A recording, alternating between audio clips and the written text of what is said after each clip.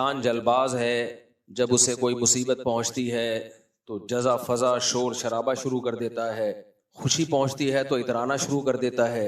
لیکن کچھ لوگ ایسے ہیں جن میں کچھ علامتیں پائی جاتی ہیں، تو وہ علامتیں جن میں پائی جائیں وہ ایسے نہیں ہوتے، وہ غموں میں صبر کر لیتے ہیں اور خوشیوں میں شکر کرتے ہیں۔ وہ ان میں پہلی علامت اللہ نے بیان کی، الا المصلین الذین هم علی صلاتهم دائمون، سب سے پہلی علامت کہ وہ نماز پڑھتے ہیں اور اپنی نماز کو پابندی سے قائم کرتے ہیں۔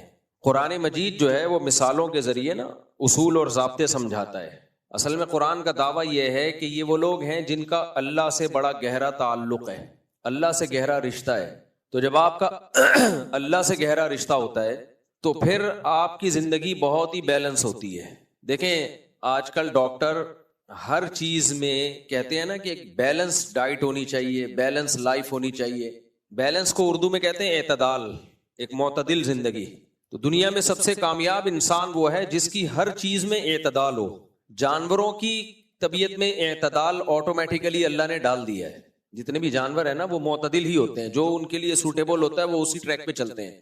انسان کو چونکہ اللہ تعالیٰ نے دماغ بہت زیادہ دیا ہے تو یہ 1.5 ہوشیار بننے کی کوشش کر لیتا ہے بعض دفعہ۔ 1.5 ہوشیار، یا تو یہ ایک طرف بہت زیادہ چلا جائے گا یا یہ دوسری طرف چلا جائے گا۔ یعنی جو چیزیں اسے نظر بھی آ رہی ہوتی ہیں کہ میرے لیے نقصان دہ ہیں، کوئی غیب کی چیزیں نہیں ہیں، نظر آ رہی ہوتی ہیں، اس میں بھی اعتدال کے دامن کو چھوڑ دیتا ہے انسان۔ اب دیکھیں میں ڈائٹ کی مثال دیتا ہوں نا، ڈائٹ کی، ڈائٹ کا تعلق تو ہماری صحت سے ہے، مادی زندگی سے ہے۔ تو مادی زندگی کو اگر آپ مینٹین رکھنا چاہتے ہیں اور آپ یہ چاہتے ہیں کہ آپ کی ہیلتھ اچھی رہے، صحت اچھی رہے، تو اعتدال والی خوراک ہے یا افراط و تفریط والی خوراک؟ اعتدال والی خوراک۔ مثال کے طور پر ہماری باڈی کو پروٹین بھی چاہیے، تو اب آپ پروٹین ہی پروٹین کھائے چلے جا رہے ہو، صبح شام انڈے گوشت کے علاوہ کچھ کھا ہی نہیں رہے، تو ہو سکتا ہے آپ پروٹین کا ایک ڈبہ بن جاؤ، بہت سارے نقصانات آپ کی باڈی میں اتنے سارے ہوں گے۔ پھر آپ نے کہیں فضائل سنے کہ جی سبزیاں کھانی چاہیے، ان میں وائٹامنز ہوتے ہیں، منرلز ہوتے ہیں، تو آپ نے صرف آلو پیاز ٹماٹر ہی پھوڑنا شروع کر دیے، انڈے گوشت موشت دودھ مود آپ کی فہرست سے بولو نکل گئے، تو بھی نقصان دہ، آپ باریک سے ہو جاؤ گے، یعنی گوشت نہیں ہوگا، فیٹ ویٹ ہی ہوگا آپ کے اندر، اور چہرہ بے رونق ہو جائے گا۔ جو ویجیٹیرین ہوتے ہیں نا، ویجیٹیرین، ان کے چہرے پہ رونق نہیں ہوتی ہے، خوب سمجھ لو، چہرہ ہمیشہ گوشت خوروں کا ہوتا ہے با رونق، فیٹ کھانے والوں کا، ملائی پھوڑنے والوں کا۔ ملائی کھائی نہیں جاتی، ملائی پھوڑی جاتی۔ میرے گھر والے دودھ میرے سے چھپا کے رکھتے ہیں آج بھی، جیسے ہی دودھ گرم ہونا اور اس کے اوپر ملائی آ جائے، ملائی جو اوپر تیر رہی ہوتی ہے، تھوڑا سا ٹھنڈا ہو، تھوڑی سی ہو تاکہ ذرا صحیح طرح جم جائے، تو پھر میرے گھر والے انہوں نے پاسورڈ لگایا ہوا ہے دیگچی کے ڈھکن پہ، کیونکہ ان کو پتا ہے کہ یہ نہیں چھوڑے گا، تو وہ اس کا ایک الگ لذت ہوتی ہے۔ فریج کی ملائی نہیں، فریج کی جمی ہوئی وہ بیکار ہے، جو ایسے دودھ بوائل ہوا ہوا ہو اور اس پہ پھر ملائی تازہ تازہ آئی ہوئی ہو، وہ اتارنے کا ہی اپنا ایک منظر ہوتا ہے یار، بڑا ٹائٹ، ایسے زبردست اسٹائل سے اس کو اتار کے جب آپ پلیٹ میں ڈالتے ہیں اور چمچ سے پھوڑتے ہیں یا کسی بھی چیز سے، تو وہ بہرحال بیان سے ہٹ گیا ہوں میں، ڈاکٹر کہتے ہیں وہ نقصان دہ وغیرہ وغیرہ، تو ہاں بات چل سبزی پہ چل رہی تھی، اس میں ملائی آ گئی نا تو وہ زبردست، میں نہیں چھوڑتا۔ تو غصہ، گھر والوں کو غصہ کیوں آتا ہے؟ پھر سوال پیدا ہوتا ہے، غصہ اس لیے آتا ہے کہ دودھ کا بیڑا غرق ہو جاتا ہے، دودھ سارا وہ کریم اتر گئی تو پتلا ہو گیا دودھ، تو سوال پیدا ہوتا ہے بھائی مفتی صاحب گھر والوں کو تو غصہ جب آ رہا ہے تو باہر سے منگا کے کھا لو تاکہ دودھ کا بیڑا غرق نہ ہو۔ اس کا جواب یہ کہ اس میں وہ ٹیسٹ ہی نہیں ہوتا جو باہر سے منگوا کے کھانے میں، جو اس طرح سے کھانے میں مزہ آتا ہے نا کہ آپ کو پتا ہے کہ کھاؤں گا تو ڈانٹ پڑے گی، کوئی غصہ ہوگا، اس میں جو کھانے میں مزہ ہے وہ ایسے کھانے میں مزہ نہیں ہے۔ ویسے بھی ہوٹل کی خرید کی کھاؤ وہ مزہ ہی نہیں آتا۔ اچھا خیر، تو بات یہ چل رہی تھی کہ گوشت خوروں کے چہروں پر، جو ہندو لوگ گوشت نہیں کھاتے نا، میں ان کو سمجھانا چاہ رہا ہوں کہ گوشت کھایا کرو۔ اللہ نے ہمیں مسلمان بنا کے ہم پر بہت بڑا فضل یہ کر دیا کہ دنیا میں بہت سارے مذاہب گوشت خور نہیں ہے، گوشت نہیں کھاتے۔ ہمارے مذہب میں گوشت کھانا ہمارے مذہب کا حصہ بنا دیا اللہ نے، بقرعید پہ بھی، عقیقے پہ بھی، ولیمے پہ بھی، تو یہ ہمارے مذہب کا حصہ ہے، ہم ویجیٹیرین ہو نہیں سکتے، کائنڈلی مجبوری ہے ہماری۔ خیر، تو اب بیلنس ڈائٹ، ڈاکٹر کہتے ہیں ڈائٹ کیسی ہونی چاہیے؟ بیلنس، بھائی اس میں آپ نے پھل فروٹ بھی لینے ہیں، انڈے منڈے بھی لینے ہیں، سبزی بھی لینی ہے وغیرہ وغیرہ، ملائی بھی کبھی کبھار پھوڑ دو تو کوئی حرج نہیں ہے۔ تو اس کو کہتے ہیں بیلنس ڈائٹ۔ جو بیلنس ڈائٹ لیتا ہے اس کی ہیلتھ کیسی ہوتی ہے؟ بولو اچھی۔ تو قرآن یہ کہہ رہا ہے کہ روحانی طور پر بھی تمہاری ڈائٹ میں بیلنس ہونا چاہیے، تو تمہاری مینٹلی صحت اس سے کیا ہوگی؟ اچھی۔ یہ جو غموں میں ایک دم بوکھلا جانا، ڈپریشن میں چلے جانا اور خوشیوں میں آپے سے باہر ہو جانا، تکبر کرنے لگنا، دوسروں کو نیچ دکھانا، یہ اس کی علامت ہے کہ آپ سائیکو پیشنٹ ہیں، آپ مینٹلی ہیلدی لائف بولو نہیں گزار رہے. گوروں کی فزیکل لائف بہت اچھی ہوتی ہے، فزیکل ہیلتھ بہت اچھی ہوتی ہے، 90 سال بھی چلے جاتے ہیں. مینٹلی ہیلتھ میں ان کے کیا پرابلم آنا شروع ہو جاتی ہے؟ بہت سارے مسائل آنا شروع ہو جاتے ہیں. تو روحانی ہیلتھ کہہ لیں یا مینٹلی ہیلتھ کہہ لیں، اس کے صحت مند رہنے کے لیے ضروری ہے کہ آپ کی روحانی لائف بھی ہیلدی ہو. سمجھتے ہو کہ نہیں سمجھتے؟ کیونکہ دیکھو انسان دو چیزوں کا مجموعہ ہے، روح اور جسم. خالی روح نہیں ہے، خالی جسم نہیں ہے ہماری باڈی میں، روح بھی ہے. جانوروں کی روح کا مسئلہ یہ ہے کہ ان کی روح کو جیسا ہونا چاہیے ویسے بنا دیا اللہ نے. انسانوں کا ایسا نہیں ہے، انسان اپنی مرضی سے ایک طرف کو ڈھلکتا ہے. انسان جو ہے وہ اپنی مرضی سے ایک طرف کو جاتا ہے، بزدل بن جاتا ہے، بہادر بن جاتا ہے، کنجوس بن جاتا ہے، سخی بن جاتا ہے، ذرا بے صبرہ بن جاتا ہے، ناشکرہ بن جاتا ہے، متکبر، فخور، شیخیاں بھگارنے والا. قرآن کے الفاظ کیا ہے؟ ان اللہ لا يحب من کان مختالا فخورا. جن کے پاس دولت ہے، سخاوت نہیں ہے اور وہ دولت پہ اتراتے ہیں، تو اللہ کہتے ہیں اللہ تکبر کرنے والے اور شیخیاں بھگارنے والے کو فخور کہتے ہیں. فخر ہر وقت فخر کرنا، میں ایسا میں ویسا. تو اللہ کو یہ شیخیاں بھگارنے والے پسند نہیں ہے. تو جو شیخیاں بھگار رہا ہے نا، وہ اس کی روحانی لائف ڈسٹرب ہوئی ہوئی ہے، اس کی روحانی لائف ٹھیک نہیں ہے، یہ بے سکونی میں جائے گا، یہ لازمی جائے گا بے سکونی میں. تو جیسے میرے بھائی فزیکل ہیلتھ کو صحت مند رکھنے کے لیے بیلنس ڈائٹ ضروری ہے، ایسے ہی انسان کو انسان کا بچہ بنانے کے لیے جو اس کی لائف ہے اس میں بھی اعتدال اور بیلنس بولو ضروری ہے. وہ بیلنس کیا ہے؟ وہ بیلنس یہ ہے کہ آپ کا وہ بیلنس پیدا کیسے ہوتا ہے؟ وہ ایسے پیدا ہوتا ہے کہ آپ کا بنانے والے سے تعلق قوی ہو جائے. انسان جب تک اللہ سے اس کا ریلیشن مضبوط نہیں ہوگا، نہ وہ انسان کا بچہ بن سکتا ہے، نہ اس کو غموں میں صبر آ سکتا ہے، نہ وہ خوشیوں میں اعتدال سے رہتا ہے. تو یہ اللہ سے ریلیشن کے بغیر یہ بیلنس اور اعتدال ممکن ہی نہیں ہے. اور خاص طور پر 5 قوتیں اللہ نے انسان میں ایسی رکھی ہیں. 5 قوتیں، ایسے تو بہت ساری طاقتیں انسان کی باڈی میں، لیکن 5 ایسی طاقتیں ہیں جو ہر وقت ہم ان سے کام لے رہے ہوتے ہیں. ان 5 قوتوں کو اللہ نے ہمیں دیا ہے ہمارے فائدے کے لیے، لیکن اس کو اگر ہم اعتدال سے استعمال نہیں کرتے تو وہ ہمیں الٹا نقصان پہنچانا شروع کر دیتی ہے. ایک مثال دیتا ہوں، بھوک کی ایک طاقت ہے، بھوک یہ بھی ایک طاقت ہے. تبھی طاقتوروں کو بھوک زیادہ لگتی ہے، کمزوروں کو بھوک کم لگتی ہے. بھوک کی طاقت اگر ختم ہو جائے، بھوک کی لگنا ختم ہو جائے، بھوک کی طاقت ہے جس کی وجہ سے ہم کھاتے ہیں، کھانے کی طرف لپکتے ہیں، دل چاہ رہا ہوتا ہے بس پھوڑ پھاڑ دیں. تو اگر ہم اس طاقت کا استعمال ہی چھوڑ دیں، ہم کہیں بھوک لگ رہی ہے لگنے ہی دو، نہیں کھاؤ بس، تو اس سے صحت خراب ہوگی کہ نہیں ہوگی؟ بھائی اللہ نے بھوک دی اس لیے تاکہ اس بہانے کھا لیا کرو. بعض لوگ اتنے بزی ہوتے ہیں، ٹائم نہیں ہے تو اللہ ان پہ بھوک مسلط کر دیتا ہے. وہ جو کام کر رہے ہوتے ہیں نا، جس میں وہ بزی ہوتے ہیں، مصروف ہوتے ہیں، تو اس کام میں بھی ان کا پھر دل نہیں لگ رہا ہوتا. دنیا میں کچھ ایسے مصروف لوگ ہیں کہ اگر بھوک فطرت ان کو نہ لگاتی تو وہ کبھی بھی زندگی میں کھانا ہی نہیں کھاتے. وہ کہتے ہیں ٹائم ویسٹ ہوتا ہے، ہم اپنے مشن کو نہیں آگے پیچھے کر سکتے. تو اللہ ان کو بھوک لگا دیتے ہیں، اللہ کو معلوم ہے ان کی صحت خراب ہو جائے گی، تو بھوک مسلط ہو جاتی ہے ان کے اوپر، ان کا اس کام میں بھی دل نہیں لگ رہا ہوتا. تو فطرت ان کو کہتی ہے کہ اگر تم نے ابھی بھوک کی خواہش کو نہیں مٹایا تو جس کام کے لیے تم ٹائم بچا رہے ہو نا، وہ کام بھی نہیں ہوگا تم سے. تم نہ چاہتے ہوئے بھی وہ کھانے کی طرف لپکتے ہیں. ایسے 1% بھی نہیں ہوں گے، کیونکہ 99.9% تو وہ ہے کہ نہیں بھی لگ رہی ہو تو لپک رہے ہوتے ہیں، کھانے کی طرف لپک رہے ہوتے ہیں. تو اگر آپ بھوک کی طاقت کو استعمال ہی نہ کریں، بھوک کی خواہش کو استعمال ہی نہ کریں، یہ بھی غلط ہے. اور اگر آپ ہر وقت بھوک ہی مٹانے کی فکر میں لگے رہیں، بھوک آپ کی ختم ہو گئی پھر بھی کھائے چلے جا رہے ہیں، تو یہ بھی کیا ہے؟ غلط ہے. تو اللہ نے اس میں ایک اعتدال دیا ہے. بھائی کتنا کھانا ہے، کھانا بھی ہے، یہ نہیں کہ اوائڈ ہی کرتے رہنا ہے، اور کتنا کھانا ہے، کس سے کتنا بچنا ہے، اس کا ایک اصول اور ضابطہ میڈیکل سائنس نے بھی بتا دیا اور اسلام نے بھی بتا دیا. تو ہماری جو 5 قوتیں ہیں نا، وہ قوتیں ہیں کہ جن میں بیلنس کا ہونا بہت ضروری ہے. اس میں اگر اعتدال نہ ہو تو انسان پھر انسان کا بچہ نہیں رہتا، یا تو دوسرے کا نقصان کرتا ہے یا اپنا نقصان کرتا ہے. ایک کہلاتی ہے قوت عقلیہ. عقل یہ ایک طاقت ہے، یہ بھی ایک اللہ نے ہمارے اندر ایک صلاحیت دی. طاقت کا مطلب ایک صلاحیت، ایک فن، ایک کمال اللہ نے انسان کو دیا ہے، جو جانوروں کے پاس یہ عقل بولو نہیں ہے. یہ کس کے پاس ہے؟ انسان کے پاس. اس عقل کا اعتدال سے استعمال، وہ بھی میں اس کی تفصیل بتاتا ہوں. دوسری چیز اللہ نے انسان میں رکھی ہے قوت غضبیہ، غصہ. اگر کسی میں غصہ بالکل ہی ختم ہو جائے لوگ کھا جائیں گے اس کو. تھوڑا سا انسان ڈر رہا ہوتا ہے کہ یار اگلے کو غصہ بھی، کمزور سے بھی ڈرتا ہے تھوڑا سا کہ بھئی یہ بھی ایک وقت تک برداشت کرے گا، غصہ آ گیا تو پھر اس کا میٹر گھوم جائے گا. ایک صاحب کو میں نے کہا وہ تو بڑا کمزور ہے، آپ اس سے لڑتے کیوں نہیں؟ انہوں نے کہا بھائی وہ بےزتی بہت کر دیتا ہے غصے میں جب آتا ہے نا، تو میں اپنی بےزتی سب کے سامنے کرانا نہیں چاہتا. تو ڈرتے ہیں لوگ بھائی غصے میں تو وہ کچھ بھی کر دے گا.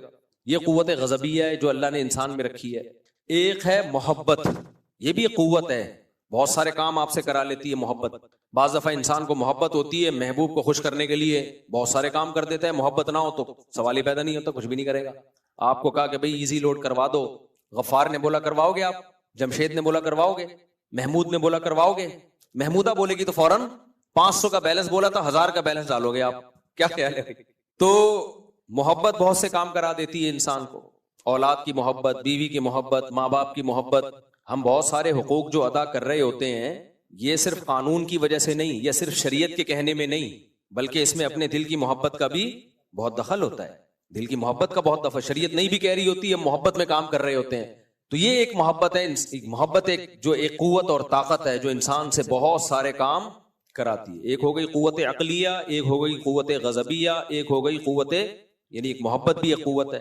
ایک قوت شہوانیہ، شہوت جسے کہتے ہیں، جو مرد میں عورت کی طرف اور عورت میں مرد کی طرف.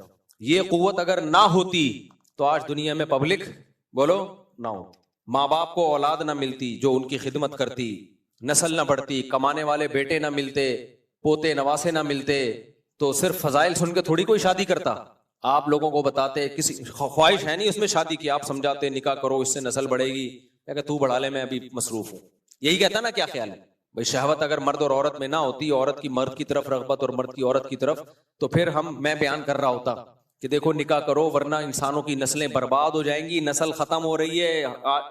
یہ جو دنیا میں آبادی ہے تقریباً 6 ارب، یہ مر گئی تو ختم. یہاں بندروں کا راج ہوگا، پھر دوبارہ سے ڈارون بندروں کو انسان بنائے گا، کروڑوں خربوں سال لگیں گے اس میں. کیا خیال ہے؟ یہی ہوگا نا. ڈارون تو اب گیا، اب بندر ہی آ کے بتائے گا کہ ہم انسان بنیں گے خربوں سال کے بعد. تو نسل بڑھ جائے گی، لوگ کہیں گے بڑھنے دو. کیا خیال ہے؟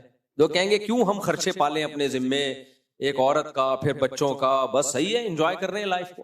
لیکن ابھی آپ کے اندر شہوانی جذبات ہیں. جیسے ہی میں شادی کی بات کرتا ہوں آپ جنت جہنم پہ اتنا نہیں بھڑکتے، شادی کی بات سنتے ہی آپ کے دل کی دھڑکنیں تیز ہو جاتی، ایک دم پورے ہلنا شروع ہو جاتے اور بولتے ہو بس یہی ٹاپک چلاؤ، اب کوئی دوسرا ٹاپک ہی نہیں ہوگا. تو یہ کیا ہے؟ یہ قوت شہوانیہ ہے جو مرد اور عورت میں اللہ نے مسلط کی ہے. جیسے بھوک مسلط کی ہے، بھوک ختم ہو جائے، ہوٹلوں کا بزنس بولو ختم.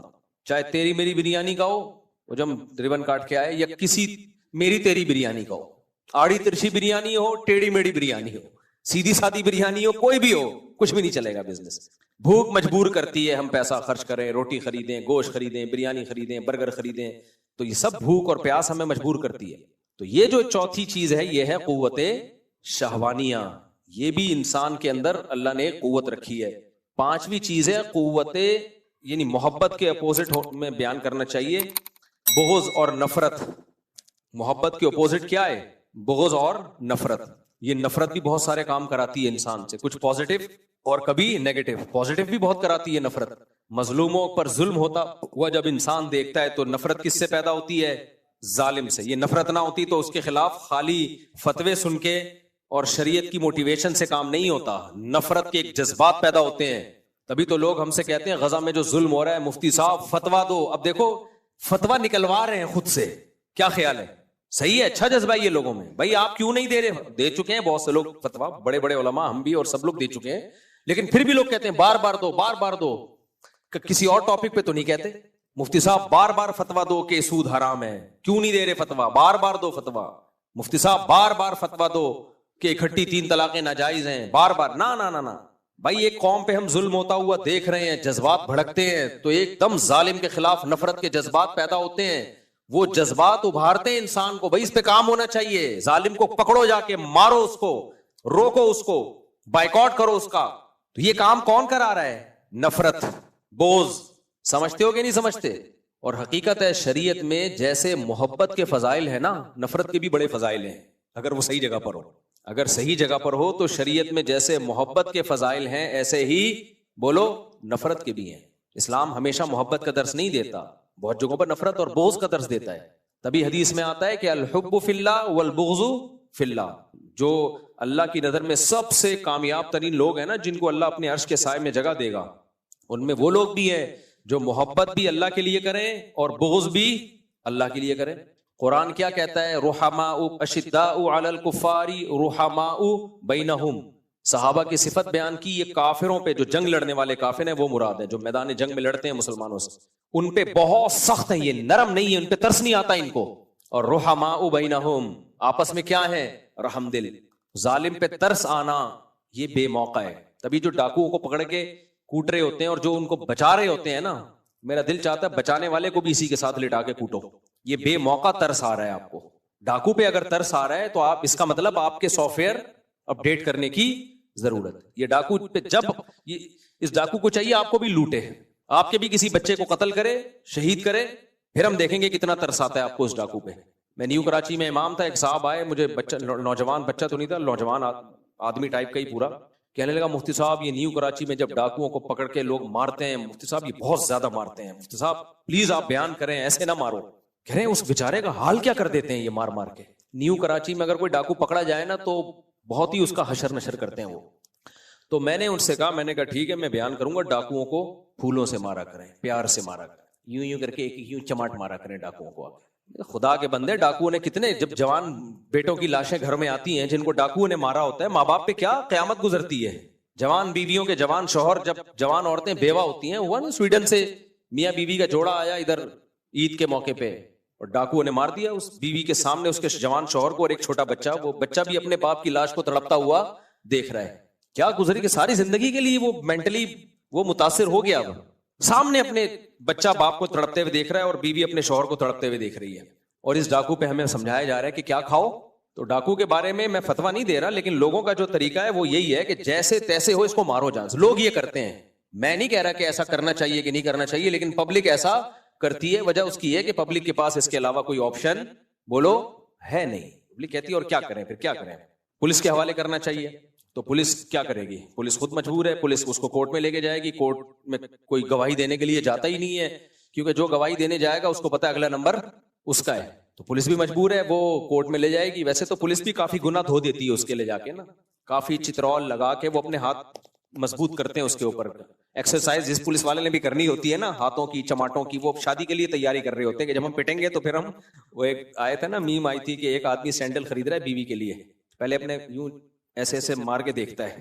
تو دکان والے نے پوچھا کہ یہ کیا چیک کر رہا ہے؟ کہہ رہا ہے چیک کر رہا ہوں، بعد میں مجھے ہی پڑے گی نا تو برداشت کر لوں گا کہ نہیں کر لوں گا برداشت. خیر، تو یہ ہے قوت غضبیہ یا نفرت یا بغض. اور بھی قوتیں ہیں لیکن انسان کی زندگی میں سب سے زیادہ کردار ان قوتوں کا ہے. تو ان قوتوں میں بیلنس سمجھتے ہو؟ اعتدال. ہم عقل سے شروع کرتے ہیں. عقل کا ایک ہے بالکل ہی استعمال نہ کرنا. تبھی قرآن بار بار کہتا ہے افلا تعقلون، تم عقل سے کام کیوں نہیں لیتے. اب مشرک لوگ، غیر مسلم لوگ عقل سے بالکل کام لیتے ہی نہیں ہیں. ڈاروین نے ان کو بول دیا ہم بندر سے بنے ہیں. اب بھائی بندر کس سے بنا ہے؟ بندر پتہ نہیں کس سے بنا ہے. وہ کس سے بنا ہے؟ وہ ایک سیل سے بنا. ابے یہ آنکھ خود بخود کیسے بن گئی بھائی؟ یہ کیسے ہو گئی؟ پاگلوں والی باتیں کر رہے ہو. مالکم کیف تحکمون، تمہیں کیا ہو گیا؟ کھوپڑی استعمال نہیں کرتے. قرآن ان لوگوں سے کہتا ہے آنکھ ایک بہترین ڈیجیٹل کیمرہ ہے، ایوالو ہو کے یہ. اچھا میں بار بار ایک بات کہتا ہوں، ایتھیس اور ملحد لوگ نا آپ کو اس زندگی کی شروع میں تو پھنسا دیتے ہیں، لے جاتے ہیں، لیکن جو اصل سوال ہے اس کو پی جاتے ہیں ہمیشہ. جیسے اہل حدیث لوگ جب 3 طلاق کی بات آئے گی نا وہ گھماتے ہیں، آپ کو گھماتے ہیں. جو اصل ہمارا کوشچن ہے اس کو پی جاتے ہیں کہ حضرت عمر نے حلال کو حرام کیسے کر دیا. یعنی 3 طلاق کو ایک قرار دے کر جس کے لیے حلال بیوی تھی اس پہ حرام کر دی، جس کے لیے حرام تھی اس کے لیے حلال کر دی. یہ سیاست تھوڑی ہے، تو دین میں تحریف ہے. آپ یہ بولو کہ حضرت عمر نے دین میں تحریف کی اور سارے صحابہ نے ٹھنڈے پیٹوں اس تحریف کو برداشت کر لیا. تو یہ بولو نا، منہ سے پھوٹو نا. آپ کو شرم کیوں آ رہی ہے یہ بولتے ہوئے؟ بولو تاکہ ہمیں پتہ چلے آپ کا دعویٰ کیا ہے. لیکن اہل حدیث بہت گھمائے گا بات کو طلاق کے مسئلے میں. اس بات کا جواب قیامت تک نہیں دیں گے، بلکہ وہ گھمائیں گے تمہارے فلاں دیوبندی نے بھی 3 کو 1 کہا، فلاں نے. بابے سارے دیوبندی بھی بول دیں ہماری صحت پہ اس سے فرق نہیں پڑتا، ہم نے کلمہ اللہ کے رسول کا پڑھا ہے صلی اللہ علیہ وسلم، اور صحابہ نے سب سے پہلے دین کو سمجھا ہے. تو آپ ہمیں کیا سمجھتے ہو؟ ہم دیوبندی کا ہمارے ساتھ اگر دم لگی ہوئی ہے تو کیا ہم قرآن و سنت چھوڑ دیں گے؟ تو آپ 100 دیوبندیوں کے حوالے بھی دے دو ہم نہیں مانیں گے. آپ میرے شیخ کے حوالے لے آؤ, مفتی عبدالرحیم صاحب ہیں, مفتی رشید احمد صاحب ہیں, پھر بھی نہیں مانیں گے, کیونکہ ہم نے اس پہ ریسرچ کی ہے بھائی. ریسرچ ایک چیز پہ ہوتی ہے تو کون مانتا ہے. تو گھماتے ہیں باتوں کو, گھماتے ہیں. ایسے ہی ملحد وہ بھی گھماتے ہیں باتوں کو, بدعتی وہ بھی کیا کرتا ہے, بات کو گھماتا ہے. آج ایک صاحب آئے, وہ کہنے لگے کہ میں نہیں مانتا صحابہ کو, اس طرح کی کوئی بات کر رہے تھے. تو میں نے کہا کہ آپ کے صحابہ کے نام ماننے سے پتہ ہے ہوگا کیا, آپ بولو میں قرآن کو نہیں مانتا, سیدھا سیدھا. یہ تکلف کرنے کی ضرورت نہیں ہے کہ میں مسلمان ہوں اور میں صحابہ کو نہیں مانتا. کہہ رہے ہیں کیوں بھائی؟ میں نے کہا بھائی یہ قرآن ہمیں پہنچا کہاں سے ہے؟ صحابہ سے پہنچا ہے. اور کس نے پہنچایا؟ یہ ایک جم غفیر ہے. اگر ہم کہیں 2-4 افراد نے پہنچایا ہے تو 2-4 افراد کا پہنچایا ہوا تو مشکوک ہوتا ہے, اس پہ تو پھر کیسے آپ کو اطمینان ہوگا؟ 2-4 آدمیوں کی خبر پہ 100% یقین تھوڑی ہو سکتا ہے, چاہے وہ کتنا ہی ثقہ ہو, ان سے غلطی کا امکان ہو سکتا ہے. یہ تو جم غفیر سے قرآن پہنچا ہے تو ہم کہتے ہیں اس میں تحریف کا کوئی امکان سرے سے ہے ہی نہیں, کیونکہ متواتر خبر میں تو کوئی انگلی اٹھا ہی نہیں سکتا. اور میں نے کہا کہ بھائی اگر آپ ابو بکر کو نہیں مانتے, کتنے سوال ہوں گے, نبی نے اپنے مصلے پہ کیوں کھڑا کیا ابو بکر کو؟ اتنے سارے سوالات ہیں. لیکن باطل کیا کرے گا, وہ ہمیشہ بڑے بڑے سوالات کو پی جائے گا اور الٹا آپ پہ اعتراضات, چھوٹے چھوٹے اعتراضات کرنا شروع کر دے گا. باغ فدق یہ ہو گیا تھا اور یہ ہو گیا تھا اور وراثت نہیں ملی تھی, اور یہ باتیں گھما گھما کے کہاں لائے گا, اب انہی باتوں میں لائے گا. تبھی یہ خوب سمجھ لو, جب بھی کسی باطل سے بات ہونا, اس کے سوالات کا جواب نہ دیا کرو. اس کی کوشش ہوتی ہے آپ کو اپنے سوالات میں الجھائے. آپ اپنے سوالات اس سے پوچھا کرو, آپ اپنے سوالات پوچھا کرو اس سے. اس کی مثال ایسے جیسے وہ جو چشتی رسول اللہ اور اشرفی رسول اللہ کا نا جو منجن بہت عرصہ بیچا ہے, تو اس کا جواب دینے کے بجائے آپ پوچھو کہ آپ کی نظر میں اس کی کیا تعویل ہے. اگر آپ تعویل نہیں کرتے اور کہتے انہوں نے کلمہ پڑھایا ہے تو آپ ان کو کافر کیوں نہیں بولتے؟ پھر ان کو بھی کافر بولو, اور جو ان کو مسلمان بول رہے ہیں ان کو بھی کیا بولو, کافر بولو. پھر آپ تحریک چلاؤ, جیسے ختم نبوت کے لیے علماء نے تحریک چلائی, کورٹ سے قانون پاس کروایا کہ مرزا غلام احمد بھی کافر اور جو اس کو مسلمان مانے وہ بھی کافر. پھر آپ ایسی تحریک چلاؤ کہ جو مانتے ہیں کہ معین الدین چشتی نے کلمہ پڑھایا, اشرف علی رسول اللہ نے کلمہ پڑھایا, اور ان کو پھر بھی مسلمان بھی کہتے ہیں اور ان کو فالو بھی کرتے ہیں, تو یہ سارے دائرے اسلام سے کیا ہیں, خارج ہیں. تو باطل کے سوالات کا جواب دو گے نا, وہ تو ہمیشہ وہ آپ کو ڈیفینس میں لے کر آئے گا. اس سے سوال پوچھا کرو کہ یہ سوال کا جواب آپ نے دینا ہے, ہم نے تھوڑی دینا ہے. ہم جب میڈیشن کا کورس کر رہے تھے نا ثالثی کا, تو ایک بڑی زبردست چیز ہمیں بتائی گئی. میڈیٹر ہوتا ہے نا جو 2 پارٹیوں میں سلو کرواتا ہے, تو ایک اس کورس میں بڑی زبردست ایک چیز ہمیں بتائی گئی. علماء کا کو بہت دفعہ موقع ملتا ہے نا 2 پارٹیوں میں صلح کرانے کا, اس میں جو سب سے پوائنٹ کی چیز ہم نے سمجھی ہے, انہوں نے کہا کبھی بھی کسی فریق کی طرفداری نہ کرنا, یعنی یہ شو بھی نہ کرنا کہ ہم اس کی طرف ہیں, اگرچہ آپ کو یقین ہو جائے کہ یہ درست ہے, یہ حق پر ہے, کیونکہ آپ جج نہیں ہیں. آپ کو ایز اے جج نہیں بلایا گیا کہ فیصلہ کریں کون صحیح ہے کون غلط, آپ کو صلح کے لیے بلایا گیا ہے. تو پہلے اپنی پوزیشن واضح کرنی ہے کہ 2 پارٹیاں ہمارے پاس آئی ہیں, مثال میاں بیوی آگے جھگڑا کر کے, یا چاچا اور بھتیجوں کی وراثت کا جھگڑا ہے, تو پہلے آپ نے ان سے فیصلہ کروانا ہے. 3 چیزیں الگ الگ ہوتی ہیں اس میں, آپ لوگ بھی یہ سیکھ لیں جو خاندانوں کے بڑے ہوتے ہیں نا, ان کو بھی بعض دفعہ خاندانوں میں فیصلہ کرنا ہوتا ہے کہ 3 پوزیشن اپنی واضح کریں کہ میں کیا, میرے پاس کس طور پر آئے ہو. یا تو مجھے جج بنا کے آئے ہو کہ میں فیصلہ کروں گا, یا مجھ سے مفتی کے طور پہ پوچھنے آئے ہو کہ شریعت کا حکم بتا دوں, یا مجھ سے سلو کروانے آئے ہو. سمجھ رہے ہو بات کو کہ نہیں سمجھ رہے؟ یہ تینوں چیزیں کیا ہیں بولو, الگ الگ ہیں. اگر دونوں پارٹیاں مجھے کہہ دیتی ہیں نا مفتی صاحب ہم آپ کو ایز اے مفتی آپ کے پاس آئے ہیں کہ آپ فتویٰ دیں, تو فتوے میں پھر سیدھا سیدھا جو شریعت کا حکم ہے وہ ان کو بیان کر دیا جاتا ہے. یہ لو بھائی, اب اس میں جو سچویشن بتائے گا اس کو اس کے حساب سے فتویٰ دے دیا جائے گا. مثال کے طور پر شوہر نے کہا کہ میں نے طلاقیں نہیں دی ہیں, بیوی کہہ رہی ہے میں نے دی ہیں, تو ہم بیوی سے کہیں گے آپ سوال لکھ کے دو. بیوی کہے گی میں نے اپنے کانوں سے 3 طلاقیں سنی ہیں, تو میں کیا جواب لکھوں گا؟ اگر آپ نے اپنے کانوں سے سنی ہے تو آپ اپنے شوہر پہ حرام ہو گئی, یہ لو فتویٰ. وہ کہے گا میں نے تو نہیں دی, ہم کہیں گے فتویٰ لکھ کے. وہ کہہ رہے اللہ کی قسم میں نے نہیں دی ہے, ہم کہیں گے اگر آپ نے واقعی نہیں دی ہے تو یہ آپ کی بیوی ہے, یہ لو فتویٰ. ٹھیک ہے نا؟ فتویٰ کیا ہے؟ جو سوال ہے اس کے حساب سے شریعت کا حکم بولو بتا دیا اس کو.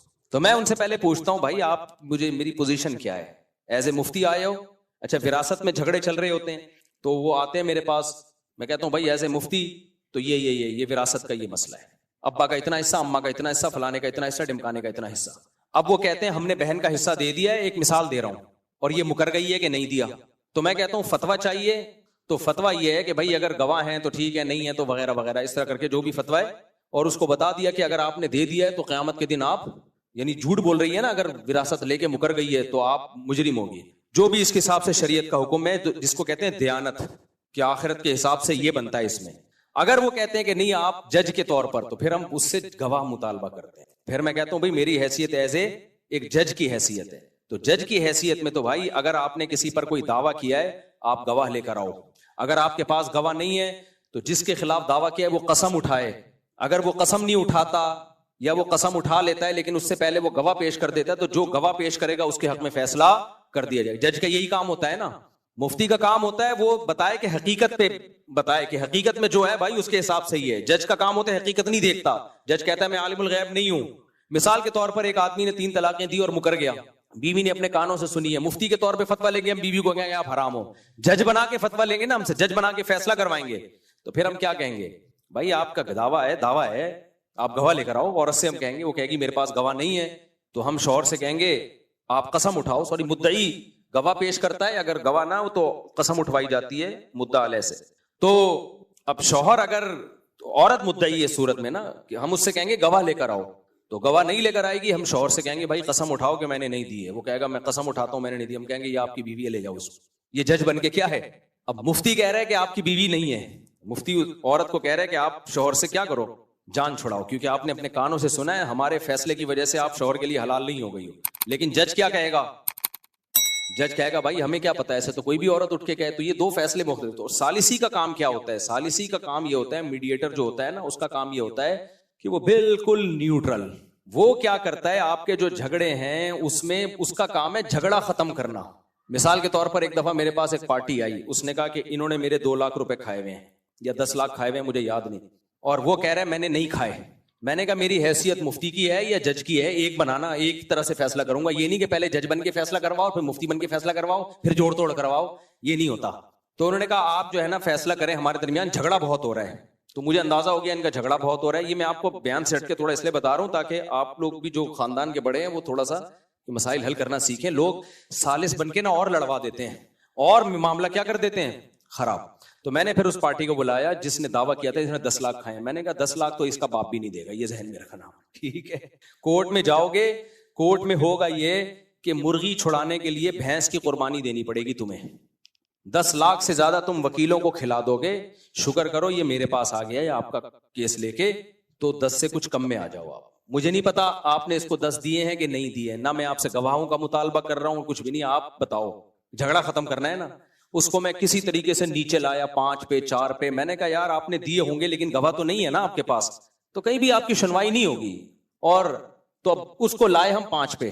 ادھر جو بندہ تھا میں نے اس کو بولا, میں نے کہا دیکھ بھائی تو نے اگر لیے ہے نا ٹھیک ہے, اس کے پاس گواہ نہیں ہے, لیکن شریعت اس کو یہ حق دیتی ہے کہ یہ تیرے گھر پہ آ کے کھڑا ہو جائے, کیونکہ اس کو پتا ہے کہ اس نے دیے ہیں.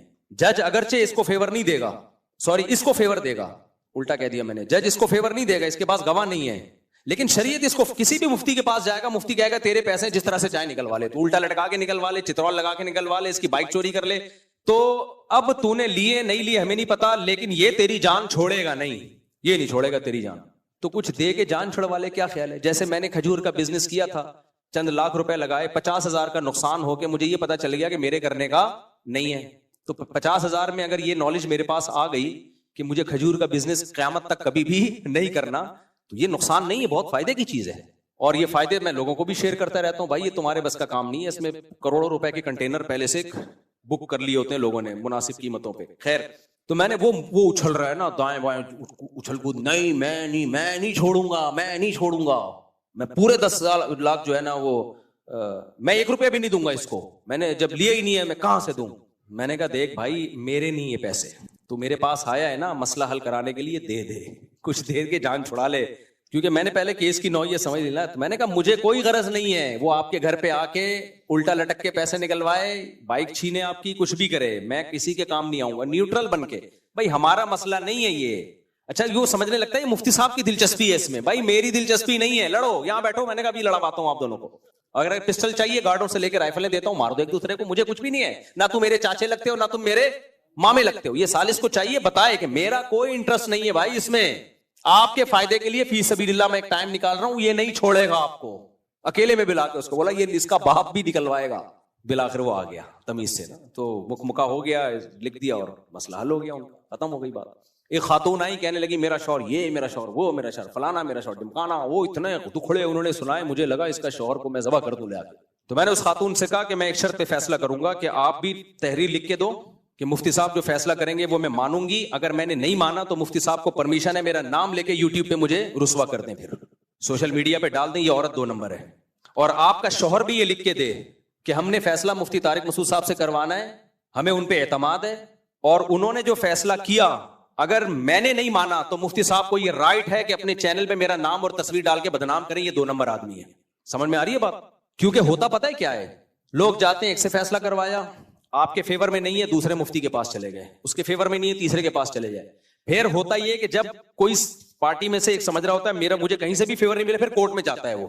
تو جب میں نے یہ کہا نا میرا دماغ کھایا ہوا تھا نا, بار بار خاتون بھی اور وہ بندہ بھی بار بار میں نے کہا لکھ کے دو, یک طرفہ بات سن کے میں کبھی فیصلہ نہیں کروں گا, میرا کوئی جھگڑا نہیں ہے آپ دونوں سے, لکھ کے دو. بچوں کا پھڈا چل رہا تھا مینٹیننس وغیرہ کا, تو وہ خاتون نے لکھ کے دے دیا. جب میں نے رابطہ کیا مرد سے تو پتا چلا خاتون نے کیس بھی کیا ہوا کورٹ میں. اس مرد نے کہا پھر ٹھیک ہے میں لکھ کے دوں گا لیکن کورٹ سے کیس ختم کریں. میں نے خاتون سے کہا کورٹ سے کیس ختم, انہوں نے کہا نہیں. میں نے کہا یہ ڈبل گیم نہیں چلتا, کورٹ میں بھی کیس کیا ہوا ہے کہ یہاں سے نہیں ہوا تو وہاں سے, یہ ڈبل گیم نہیں چلتا. میں نے کہا اتنا ہمارے پاس فالتو ٹائم نہیں ہے, تو آپ اپنا مسئلہ خود حل کرو جا کے. تو ثالثی میں اپنا ٹائم کبھی ویسٹ نہ کیا کریں. جب تک ہماری مسجد کے پرانا پھڈا چلا تھا تو ہم کسی مفتی باہر سے میں خود بھی اس لیے نہیں تھا کہ میرے پہ چھاپ نہ لگ جائے کہ فلاں پارٹی کو فیور کر رہے ہیں, تو میں نے کہا گھر کا مسئلہ ہے تو باہر سے حل ہوگا. مفتی کو لے کر آئے ہم, تو ان مفتی صاحب نے لکھوایا دونوں پارٹیوں سے, وہ لکھ کے نہیں دے رہے تھے, انہوں نے کہا جاؤ ہم نہیں حل کرتے آپ کا مسئلہ, ٹھیک ہے نا. تو خیر یہ کہاں سے کہاں بات چلی گئی, بہت زیادہ میں دائیں بائیں چلا گیا آج. لیکن میرے سے جب فیصلہ کروانے آؤ تو یہ سوچ کے ذہن میں رکھا کرو کہ فیصلے میں لکھ کے دیا جائے گا, اور میرے پاس سوشل میڈیا کی طاقت بھی ہے. میں یہ بھی لکھواتا ہوں آج کل کہ اس فیصلے کو نہیں مانا نا تو پھر میں بتاؤں گا کہ کون غلط ہے, اور پھر اگر کسی نے دوسرے کو سوشل میڈیا پہ بدنام کرنے کی کوشش کی تو پھر میں اپنے چینل پہ اس کو بدنام کروں گا. دیکھو یہ میرے پاس آئے تھے, یہ فیصلہ کیا تھا, اور یہ کیونکہ لوگ ایک دوسرے کی عزتیں اچھال رہے ہوتے ہیں آج کل, خاص طور میاں بیوی کے جھگڑوں میں تو بہت. اور یاد رکھو قسم اٹھا کے کہہ سکتا ہوں کبھی بھی میاں بیوی کے جھگڑوں میں نا یک طرفہ بات سن کے فیصلہ نہ کیا کرو, چاہے کتنا آپ کو کوئی مظلوم لگ رہا ہو. مرد اگر اپنی بیوی پہ کتنے الزام لگا رہا ہے, یہ ایسی تھی یہ ویسی تھی, خدا کی قسم میں یہ 30 سال ہو گئے مجھے یہ جھگڑے نمٹاتے ہوئے, میں متاثر ہو جاتا ہوں. بعض دفعہ مرد آ کے ایسے ظلم کی داستانیں بیان کرتا ہے, یہ ہو گیا, مجھے لگتا ہے واقعی اس کے ساتھ بہت ظلم ہوا ہے, واقعی بہت ظلم ہوا ہے, اور اس کی بیوی بہت 2 نمبر ہے. یعنی آدمی تیش میں آ جاتا ہے, لیکن جب دوسری پارٹی کا بیان سنتا ہے تو کہتا ہے نہیں بھائی معاملہ بالکل الٹ ہے. اسی طرح بعض دفعہ عورت کے آنسو دیکھ کے, چیخنا دیکھ کے, اس کی باتیں, اس نے 20 سال سے خرچہ نہیں دیا, اس نے یہ نہیں کیا, اس نے وہ نہیں کیا, اس کے لڑکیوں سے تعلقات, یہ فوج فلمیں دیکھتا ہے, یہ فلانی سے تعلق, اور دیکھیں میں ثبوت پیش کرتی ہوں, یہ چیٹ دیکھو, یہ چیٹ دیکھو, یہ فلانا. آدمی کہتا ہے اس سے زیادہ 2 نمبر آدمی میں نے دنیا میں کہیں نہیں دیکھا. 20 کا دفعہ کہ میں متاثر ہوا ہوں, لیکن جب مرد کو بلایا تو کہانی بالکل الٹی نکلی. اس لیے بھائی یہ یک طرفہ بات سن کے یہ فیصلہ کر لو, کہیں بھی کبھی کوئی رائے قائم نہیں کرنی ہے. کبھی بھی کوئی جس پہ الزام لگ رہا ہے جب تک اس کو بلا کے کلیئر نہیں کرتے کبھی بھی نہیں. ایک دفعہ یہیں پر کیس آیا, خاتون نے کہا کہ میرا میاں صاحب نے اتنا ترس آیا, میں نے جامعہ سے بھی 2-3 مفتیوں کو بلایا, یار اس خاتون کا مسئلہ حل کرو. انہوں نے, وہ سینئر مفتی تھے, انہوں نے بولا بھائی اس کے شوہر کو بلائے بغیر نہیں ہوگا مسئلہ حل. یار جب شوہر آیا ہے نا تو پہلے تو اپنی بچیوں کو دیکھ کے پھوٹ کے رونے لگا. 5 سال بعد اس نے اپنی بیٹیوں کو دیکھا ہے. عورت نے 5 سال سے اپنی بیٹیوں کو شوہر سے نہیں, اس کے باپ سے نہیں ملایا, 5 سال ملنے نہیں دیا, اور الٹا بچوں کا ذہن خراب کیا ہوا تھا کہ تمہارا باپ تم سے ملتا نہیں ہے. یعنی ظلم الٹا یہ کر رہی ہو کہ بچوں کو ملنے نہیں دے رہی, اور جب ملا ہے تو کہہ رہی ہو دیکھو 5 سال بعد آیا ہے, حالانکہ وہ ملنے اس نے ہی نہیں دیا. تو ایسی الٹی کہانیاں مرد بھی کر رہے ہوتے ہیں, میں ایک طرف کی بات نہیں کر رہا. تو جب سچویشن میں جاتا ہے آدمی ڈیپ میں کچھ اور ہی نکل رہا ہوتا ہے. تو اس لیے قرآن نے بار بار اعتدال اعتدال اعتدال بیلنس, یہ بہت زیادہ حکم دیا. خیر ہم ٹاپک کی طرف آتے ہیں. تو عقل کا ایک استعمال کیا ہے, عقل بالکل ہی استعمال نہ کی جائے جیسے ایتھیسٹ لوگ کرتے ہیں. یہ کیا کرتے ہیں, پوری کہانیاں سنا دیں گے آپ کو کہ یہ کائنات کی ابتدا کیسے ہوئی, اور یہ پہلے سیل کیسے بنا, پھر ایوالو ہوتے ہوتے یہ سب کچھ بن گیا. جو اصل سوال ہے نا, جو مطلب کی عبارت تھی, اسے پنجوں سے گھس ڈالا, کبوتر لے کے آیا ہے میرے خط کا جواب آدھا. ایک شاعر تپا ہوا تھا, پہلے زمانے میں کبوتر محبوبہ اور معشوقہ کے خط لے کے آتے تھے. تو بہت عرصہ ہو گیا معشوقہ کا خط نہیں ملا اس کو, کوئی کئی سالوں کے بعد جا کے خط آیا. تو یہ بڑا خوش کہ یار آج تو محبوبہ نے کئی سالوں کے بعد خط لکھا ہے, بڑی محبت کی باتیں کی ہوں گی. تو اس میں لکھا ہوتا بھائی بعد السلام و تسلیم عرض ہے کہ بہت عرصے سے آپ کی خیریت مطلوب، خداوند کریم سے خیریت مقصود وغیرہ وغیرہ کر کے جو محبت کی بات تھی نا جو آنے والی تھی، آئی لو یو، مجھے آپ سے محبت ہے، وہ کبوتر کے پنجوں سے گھس چکی تھی اور آخر میں لکھا تھا والسلام. تو اس کو غصہ آیا، جو مطلب کی عبارت تھی اسے پنجوں سے گھس ڈالا. کبوتر لے کے آیا ہے میرے خط کا جواب آدھا. تو یہ تپا ہوا شاعر تھا. ایک دن اس کے اپنی محبوبہ پہ نظر پڑ گئی. اچھا جب نظر پڑتی تو آدھا نقاب نظر آتا ہے اس کو. تو اس کو یہ تب چڑھ رہی تھی، یا تو جلوہ ہی نہ کراتی اپنا، نہ دیکھتے ہی نہیں ہم حسن ہے یا نہیں ہے تو ہم عاشق ہی نہ ہوتے، اور اگر جلوہ کرانا ہے تو تمیز سے پورا جلوہ کراؤ بھائی. تو یہ تپا ہوا شاعر ہے نا جو ہر چیز آدھی آدھی آ رہی ہے اس کے پاس. تو کہتا ہے کہ یہ کہتا ہے کہ لگتا ہے میرے محبوب کی ایک آنکھ غائب ہے، لگتا ہے میرے محبوب کی ایک آنکھ غائب ہے کہ اس نے جب بھی پلٹا ہے تو پلٹا ہے نقاب آدھا. اب اس کو اس شعر سے ملائیں. جو مطلب کی عبارت تھی اسے پنجوں سے گھس ڈالا، کبوتر لے کے آیا ہے میرے خط کا جواب آدھا. لگتا ہے میرے محبوب کی ایک آنکھ غائب ہے کہ اس نے جب بھی پلٹا ہے تو پلٹا ہے نقاب آدھا. کہتا ہے لگتا ہے دوسری آنکھ ہی نہیں ہے اس لیے دکھائی نہیں رہی ہے. وہ جب شعر و شاعری چلی رہی ہے تو پورا کمپلیٹ ہی کر دوں. ابتدائے عشق میں دل ہوا یوں خراب آدھا کہ جیسے سیخ پہ چڑھتے ہی جل جائے کباب آدھا. آدھا کباب جل جائے نا تو وہ آدھا نہ کھانے کا ہے نہ پھینکنے کا ہے. تو کہہ رہا ہمارا عشق کی ابتدا ایسے ہوئی ہے کہ آنکھ ایک نظر آ رہی ہے دوسری نظر آ نہیں رہی ہے. کبوتر خط لے کے آ رہا ہے تو بعد السلام و تسلیم اور خداوند کریم سے خیریت مطلوب خیریت مقصود وہ ساری ڈیٹیل ہے. جو مطلب کی عبارت تھی وہ کبوتر کے پنجوں سے کیا ہو گئی ہے، گھس گئی ہے. تو جو ایتھیس لوگ ہیں، ملحد لوگ ہیں، جو مطلب کی جو اصل بات تو خدا کے وجود کی سب سے بڑی دلیل ہے کہ بھائی پہلی دفعہ کس نے بنایا اس کو پی جاتے ہیں، بننے کے بعد کے پروسیس کو بیان کرنا شروع کرتے ہیں. ایکچولی یہ بندر سے بنا. ابے بندر کس نے بنایا، بندر کیسے بن گیا؟ تو بندر فلانے سے بنا ہے. وہ کیسے بن گیا؟ وہ اس سے بنا ہے. وہ کیسے بن گیا؟ وہ ایک سیل سے بنا ہے. بھائی سیل کیسے بن گیا؟ زندگی کیسے آ گئی یار؟ سیل تو اتنی ایک پیچیدہ چیز ہے کہ خربوں سال میں بھی ایسا حسن اتفاق نہیں ہو سکتا. اور اگر حسن اتفاق ہو گیا تو کس چیز سے ہوا ہے یہ اتفاق؟ وہ چیز کیسے بنی؟ یہاں تک کبھی پہنچتے ہی نہیں ہے. بس ایک انہوں کی سوئی آ کے اٹک گئی ہے کہ اگر یہ کائنات ہمیشہ سے نہیں ہو سکتی تو خدا ہمیشہ سے کیسے ہے؟ پھر بھائی وہ خدا ہے. خدا کے بندو یہ کائنات ہے. ہم خدا کو تھوڑی جانتے ہیں حقیقت کو، کائنات کو تو ہم جانتے ہیں. خود سے وجود میں نہیں آ سکتی. آپ کیسی بے عقلی کی باتیں کر رہے ہو؟ یہ کائنات ڈھن سے خود سے وجود میں آ گئی. تو یہ کیا ہے؟ عقل کا بالکل بھی استعمال نہیں. یہ ملحد لوگ کرتے ہیں، یہ بت پرست لوگ کرتے ہیں.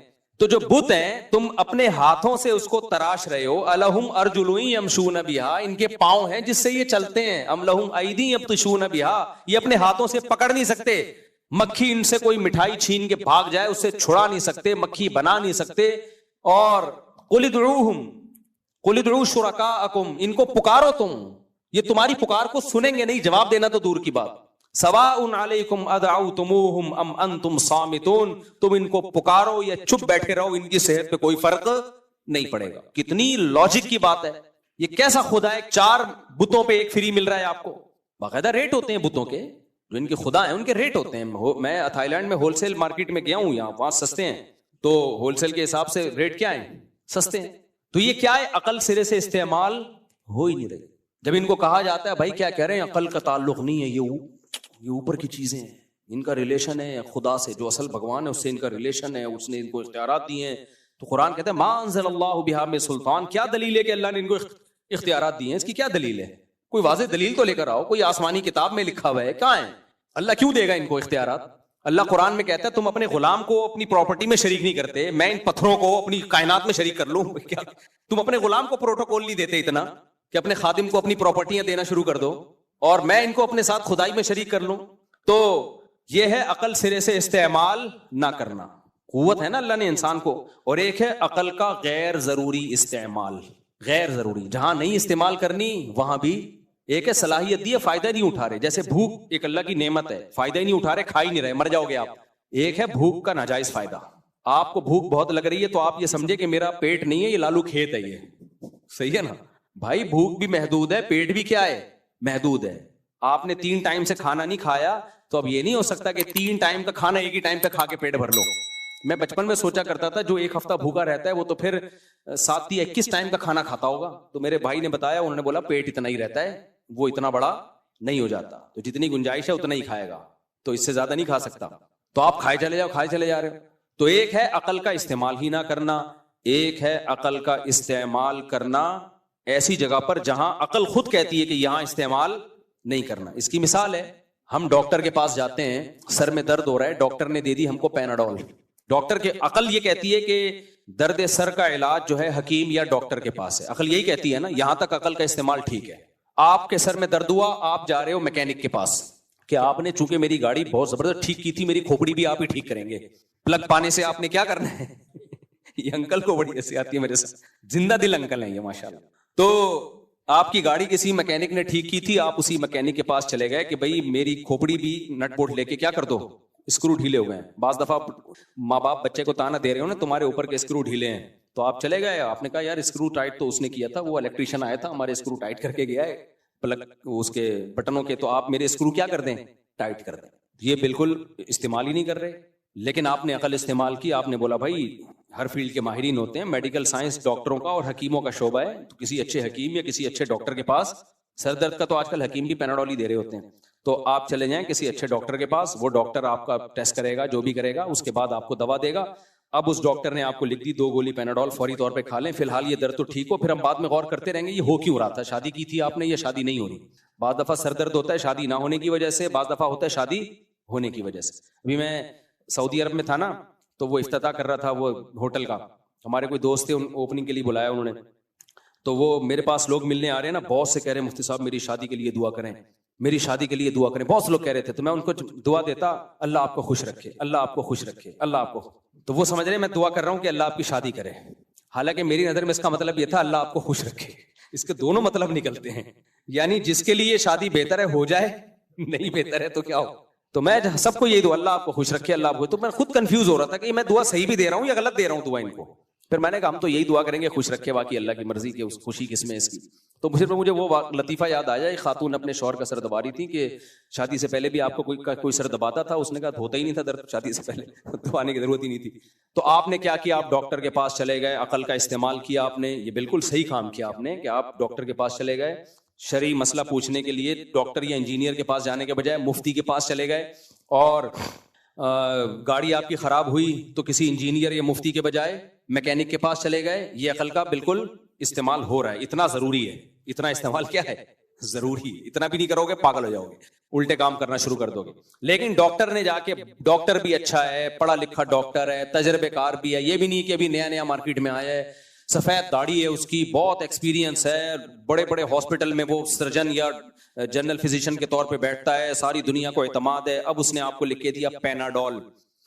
اب آپ کہہ رہے ہو ڈاکٹر صاحب میری عقل نہیں مانتی ہے, میری عقل بولو نہیں مانتی, مجھے قائل کریں کہ ابھی پیناڈول میں ایسی کیا چیز ہے کہ وہ میرے پین کو ٹھیک کر دے گی. تو ڈاکٹر بتا رہے ہیں دیکھیں اس میں یہ کیمیکل ہے, اس میں یہ ڈرگ ہوتا ہے, یہ کیا کرتا ہے پین کو ریلیز کرتا ہے. ڈاکٹر صاحب یہ کیمیکل پین کو ریلیز کرتا ہے, اس کا کیا ثبوت ہے. اب ڈاکٹر گوگل پہ نکال کے تحریریں آپ کو پکڑا رہا ہے. آپ کہہ رہے ہو ڈاکٹر صاحب مفتی صاحب کا میں نے بیان سنا ہے, ہر کام میں عقل استعمال کرو. میں اندھی تقلید نہیں کروں گا میں آپ کی, میں کیا کروں گا, عقل. مجھے ریفرنسز کے بغیر میرا گزارا نہیں, مجھے ریفرنس دو کہ یہ آپ نے کہاں سے نکالا ہے. تو ڈاکٹر نے گوگل سے وہ کیمیکل نکال دیا. ڈاکٹر صاحب ٹھیک ہے مان لیا, پہلی بات یہ ثابت کرو یہ ریسرچ صحیح بھی ہے. یہ امریکہ کے کون سے ڈاکٹروں کی رپورٹ ہے, ہو سکتا ہے گوگل میں تو ایک ہر آدمی منجن بیچ رہا ہے نا, ڈاکٹر نے نکال کے دکھا دیا, 50 ڈاکٹروں کے فون کروا دیے, وہ لیب ہے وہاں ریسرچ سینٹر ہے امریکہ کی بڑی مستند اور اوتھینٹک وغیرہ وغیرہ پوری. آپ نے کہا چلو یہ بھی میں نے مان لیا کہ بھائی یہ واقعی یہ تحقیق جو ہے یہ ہو گیا, لیکن یہ بھی تو بتاؤ کہ یہ کیمیکل اس میں ہے بھی کہ نہیں ہے. مجھے تو نظر نہیں آ رہا اس میں پیناڈول میں یہ والا کیمیکل جو پین کو ریلیز کرتا ہے یہ ہے بھی کہ نہیں ہے, یہ بھی تو بتاؤ. ڈاکٹر کہے گا بھائی یہ فلاں کمپنی ہے, بڑی زبردست پیناڈول ایک کمپنی ہے, وہ پیراسیٹامول ہے اس میں, اور وہ آپ جاؤ ذرا دیکھو, وہ ایسے ہی نہیں ہوتا, ان پہ کیس ہو جائے گا. ہو سکتا ہے ڈاکٹر صاحب کسی نے کیس کیا ہو, اب تک ہمیں اطلاع نہ ملی ہو, کیونکہ ڈاکٹر صاحب میں استعمال کس کا کرتا ہوں, میں اندھی تقلید نہیں, میں کھوپڑی استعمال, مائنڈ ایسے ایکشن بھی مار رہے اس کے سامنے, مائنڈ استعمال. ڈاکٹر کیا کرے گا, ڈاکٹر کہے گا اچھا فلاں لیب میں تمہیں ویڈیو منگواتا ہوں, دیکھو یہ پیناڈول میں یہ والا کیمیکل ڈالا جا رہا ہے. ڈاکٹر نے لیب کا پورا ویڈیو بنا کے بھجوا دی, یا آپ کو لے گئے لیب کا وزٹ کرائے, دیکھو یہ کیمیکل ہے, یہ اس میں ڈالا جا رہا ہے, یہ پیناڈول بن کے آ رہی ہے, ڈبوں میں پیک ہو رہی ہے, یہ تیرے منہ میں جا رہی ہے, یہ دیکھ. آپ نے کہا ڈاکٹر صاحب یہ تو میں نے دیکھ لیا, لیکن اس کی کیا دلیل ہے, یہ وہی کیمیکل ہے, ہو سکتا ہے کوئی سرکہ ڈال رہے ہوں, جو کیمیائی فارمولا ہوتا ہے نا کیمسٹری میں, ہائیڈروجن ڈائی آکسائڈ جیسے پانی کا ہے, NaCl غالباً نمک کا ہے، تو یہ ایسا یہ ہے بھی کہ نہیں ہے؟ تو پتہ ہے کیا ہوگا؟ 4 پتے ڈاکٹر کو کھانے پڑیں گے پیناڈول کے. ڈاکٹر کہے گا تو چھوڑ، پہلے میں کھاؤں، میں تو سیٹ ہو جاؤں نا، اس کے بعد میں تجھے آگے کا پروسیس بتاؤں گا. کیا خیال ہے؟ ڈاکٹر کہے گا پیناڈول کی تجھے نہیں، کس کو ضرورت ہے؟ مجھے. تجھے پیناڈول کی نہیں، تجھے عقل کی ضرورت. تو کسی سائیکولوجسٹ کے پاس جا، سائیکیٹرسٹ کے پاس جا. تو غلط جگہ آ گیا ہے، کیونکہ تو اگر ٹھیک نہ ہوا تو تیری وجہ سے بہت سے لوگ خراب ہو جائیں گے. ٹھیک ہے نا؟ تیری وجہ سے بہت سے لوگ کیا ہو جائیں گے؟ خراب ہو جائیں گے. ڈاکٹر کہے گا بھائی جب تجھے مان لیا، تو نے میرے پاس آیا مجھے ڈاکٹر سمجھ کے، تو اب میں جو دوا لکھ کے دوں گا، اگر ساری دنیا اس کے خلاف ہے تو پھر ٹھیک ہے، تو اشکال کر کے ڈاکٹر صاحب یہ دوا تو کوئی ڈاکٹر نہیں دیتا، آپ اکیلے دنیا میں آئے ہیں. نارملی اگر ساری دنیا وہ دے رہی ہے تو تجھے کیا اعتراض ہو رہا ہے؟ تو یہ کیوں نہیں مان لیتا کہ تیری عقل ہماری عقل سے کم ہے؟ یہاں تجھے عقل استعمال نہیں کرنی، اگر کی ہے تو یہ افراط ہے. آپ کیا کر رہے ہو؟ اپنی حیثیت سے آگے نکل رہے ہو. تو خوب سمجھ لو، اللہ کا وجود ثابت ہوتا ہے عقل سے. عقل استعمال کرو گے تو ثابت ہوگا کہ اللہ ہے. یہاں عقل استعمال کرنی ہے. یہ صرف ہم باپ دادا کی وجہ سے اللہ کو نہیں مانتے، اس لیے مانتے ہیں کہ عقل کہتی ہے کہ خدا ہے، پھر وہ خدا ایک ہے، اس کے ساتھ کوئی شریک نہیں ہے. یہاں عقل استعمال کرنی پڑے گی. سمجھ میں آ رہی ہے بات کہ نہیں آ رہی؟ پھر اس خدا نے اپنے بندوں کو بنا کے چھوڑ نہیں دیا. محمد صلی اللہ علیہ وسلم نے دعویٰ کیا، اور آپ کا دعویٰ ہم تک متواتر سلسلوں کے ساتھ پہنچ رہا ہے کہ پیغمبر آئے، اللہ اپنے بندوں کی ہدایت کے لیے کتابیں نازل کرتا رہا. اور آج دنیا میں نظر بھی آ رہا ہے، دنیا میں سب سے بڑی تعداد یہودی، عیسائی اور مسلمانوں کی ہے. پیغمبروں کے اثرات آج نظر بھی آ رہے ہیں. یہ پیغمبر برحق تھے، انہوں نے توحید کی دعوت دی. ان سب چیزوں کے لیے کیا استعمال کرنا ہے؟ کھوپڑی. اس میں کسی کی تقلید نہیں ہے، اس میں کوئی ایسا نہیں ہے، کوئی راکٹ سائنس نہیں ہے. یہ 2 اور 2 4 کی طرح ہے. اللہ اپنے بندوں کو بنا کے کائنات انسانوں کے لیے بنی ہے، تبھی تو انسان کو دماغ دیا ہے. تو نبی صلی اللہ علیہ وسلم کا نبی ہونا کہاں سے ثابت ہے؟ عقل سے. آپ غور و فکر کرو گے، آپ کی عقل کہے گی محمد صلی اللہ علیہ وسلم سچے نبی تھے. اس پہ دلائل کیا ہوں، ایک الگ ٹاپک ہے. عقل استعمال کرو گے، آپ کی عقل کہے گی بھائی کسی جھوٹے نبی کے ساتھ ایسا نہیں ہو سکتا، اتنا پروٹوکول نہیں مل سکتا کسی جھوٹے نبی کو، معاذ اللہ. کہ ایسی خوبصورت تعلیمات جو 1400 سال کے بعد بھی چل رہی ہیں. اور میں کہتا ہوں ایک اعلان کیا 1400 سال پہلے نبی نے کہ 1 مہینے کے روزے رکھو. 1400 سال کے بعد کروڑوں لوگ رکھ رہے ہیں. کسی کے پاس ایسی پاورفل موٹیویشن ہے؟ کوئی ڈاکٹر ایک دن روزہ رکھوا کے دکھائے؟ تو نکاح طلاق کے حکام، وراثت کے حکام، اسلامک بینکنگ، سودی بینکنگ کے خلاف، یہ ساری نبی کی تعلیمات کی روشنی میں ہے. تو ایک پیغمبر، امی پیغمبر، اور اتنی تعلیمات دے کے گئے اور پوری دنیا میں اس پہ حکومتیں چلی ہیں. یہ سب کہاں سے ثابت ہوتا ہے؟ عقل سے. آگے عقل استعمال نہیں کرنی. اللہ کو اللہ مان لیا، اللہ کے نبی کو نبی مان لیا. اب جو آرڈر وہ دیں گے اس میں کہنا میری سمجھ میں نہیں آیا، ایکچولی یہ پردے کا حکم اس زمانے میں سمجھ میں نہیں آتا. یہ 3 طلاقیں دے کے اتنا پرانا رشتہ ایک دم سے ختم ہو جاتا ہے، بیوی حرام ہو جاتی ہے، بچے رل جاتے ہیں.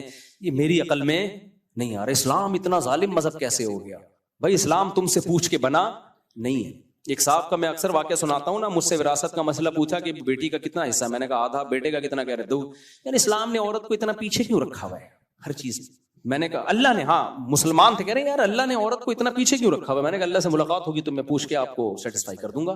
میں نے کہا کیونکہ اللہ ہے تو میں اللہ سے اگر پوچھوں گا کہ کیوں، تو مجھ میں اور شیطان میں کوئی فرق؟ شیطان نے اللہ کے مقابلے میں عقل استعمال کی نا. اللہ نے شیطان کو کہا بھائی سجدہ کر، فرشتوں کو بھی کہا سجدہ کرو. فرشتوں کی سمجھ میں آیا یا نہیں آیا؟ انہوں نے بولا بھائی ہماری عقل اللہ سے آگے بولو نہیں ہو سکتی. اللہ سے آگے نہیں ہو سکتی. اللہ سے آگے کون جا سکتا ہے؟ بھائی سجدہ کر لو، اللہ کہہ رہا ہے اسی میں خیر ہے، یہی صحیح حکم ہے جو اللہ ہمیں دے رہا ہے. پھر اللہ نے اس کی لاجک بھی بیان کر دی، فرشتوں کو سیٹسفائی بھی کر دیا بعد میں، کیونکہ آدم علیہ السلام کے پاس علم تھا، فرشتوں کے پاس علم نہیں تھا. اللہ نے کہا دیکھو یہ علم کی وجہ سے فضیلت تھی جس سے میں نے تمہیں سجدہ کرایا. حالانکہ اللہ سیٹسفائی نہیں بھی کرتا تو اللہ کے ذمے نہیں تھا، لیکن اللہ نے کہا انہوں نے میری اطاعت کی ہے تو ان کو سمجھا بھی دو کہ میں نے بلا وجہ حکم نہیں دیا، اس کی بھی کوئی ریزن تھی. لیکن شیطان کو اللہ نے سیٹسفائی نہیں کیا کیونکہ اس نے سجدہ ہی نہیں کیا. اللہ نے کہا کیوں نہیں کر رہا بھائی؟ اس نے کہا میری عقل نہیں مانتی. یہ کیسے ہو سکتا ہے؟ میں آگ سے بنا اور یہ مٹی سے بنا، میں آگ ہو کے مٹی کو سجدہ؟ لاجک illogical کام تو میں کرتا ہی نہیں ہوں. ٹھیک ہے نا؟ شیطان کیا کہہ رہا ہے؟ illogical. یہ مذہب کی باتیں illogical ہوتی ہیں. آج بھی ایتھیسٹ ملحد لبرل لوگ نا، لبرل انٹیاں، یہ پردہ وردہ پتہ نہیں کیا ہے. نظر، انسان کی نظر پاک ہونی چاہیے. نظر، پردہ کس کا ہوتا ہے؟ دل کا. حالانکہ ہوتا دل میں بھی نہیں ہے ان لوگوں کے. اپنے شوہر کے علاوہ سارے مرد ان کو ہینڈسم لگ رہے ہوتے ہیں، اور لبرل آدمی کو اپنی بیوی کے علاوہ ساری انٹیاں خوبصورت لگ رہی ہوتی ہیں، پھر بھی کہتے ہیں پردہ کس کا ہوتا ہے؟ دل کا. تو لیکن یہ کہ illogical، اسلام کے آرڈرز کیا ہیں؟ illogical. وہ ٹی وی پہ ایک ٹاکرا ہو رہا تھا نا, آج کل طلاق کا مسئلہ بہت زیادہ اٹھا لیا گیا ہے, اس لیے میں اس کو بار بار چھیڑتا ہوں. یہ کیا ہے اتنا پرانا رشتہ, کوئی گواہ بھی نہیں ہے. ایک ابھی نمونہ آیا ہے دوبارہ مارکیٹ میں, اسکالر آیا ہے, وہ اس کے کلپ بڑے چل رہے ہیں, اپنے آپ کو سنی کہتا ہے. شیعہ کہتے ہیں نا یہ بات, تو ہم کہتے ہیں بھائی شیعوں کا تو یہی ہے کہ گواہوں کے بغیر طلاق نہیں ہوتی, حالانکہ دلیل ان کے پاس کوئی نہیں ہے اس پہ.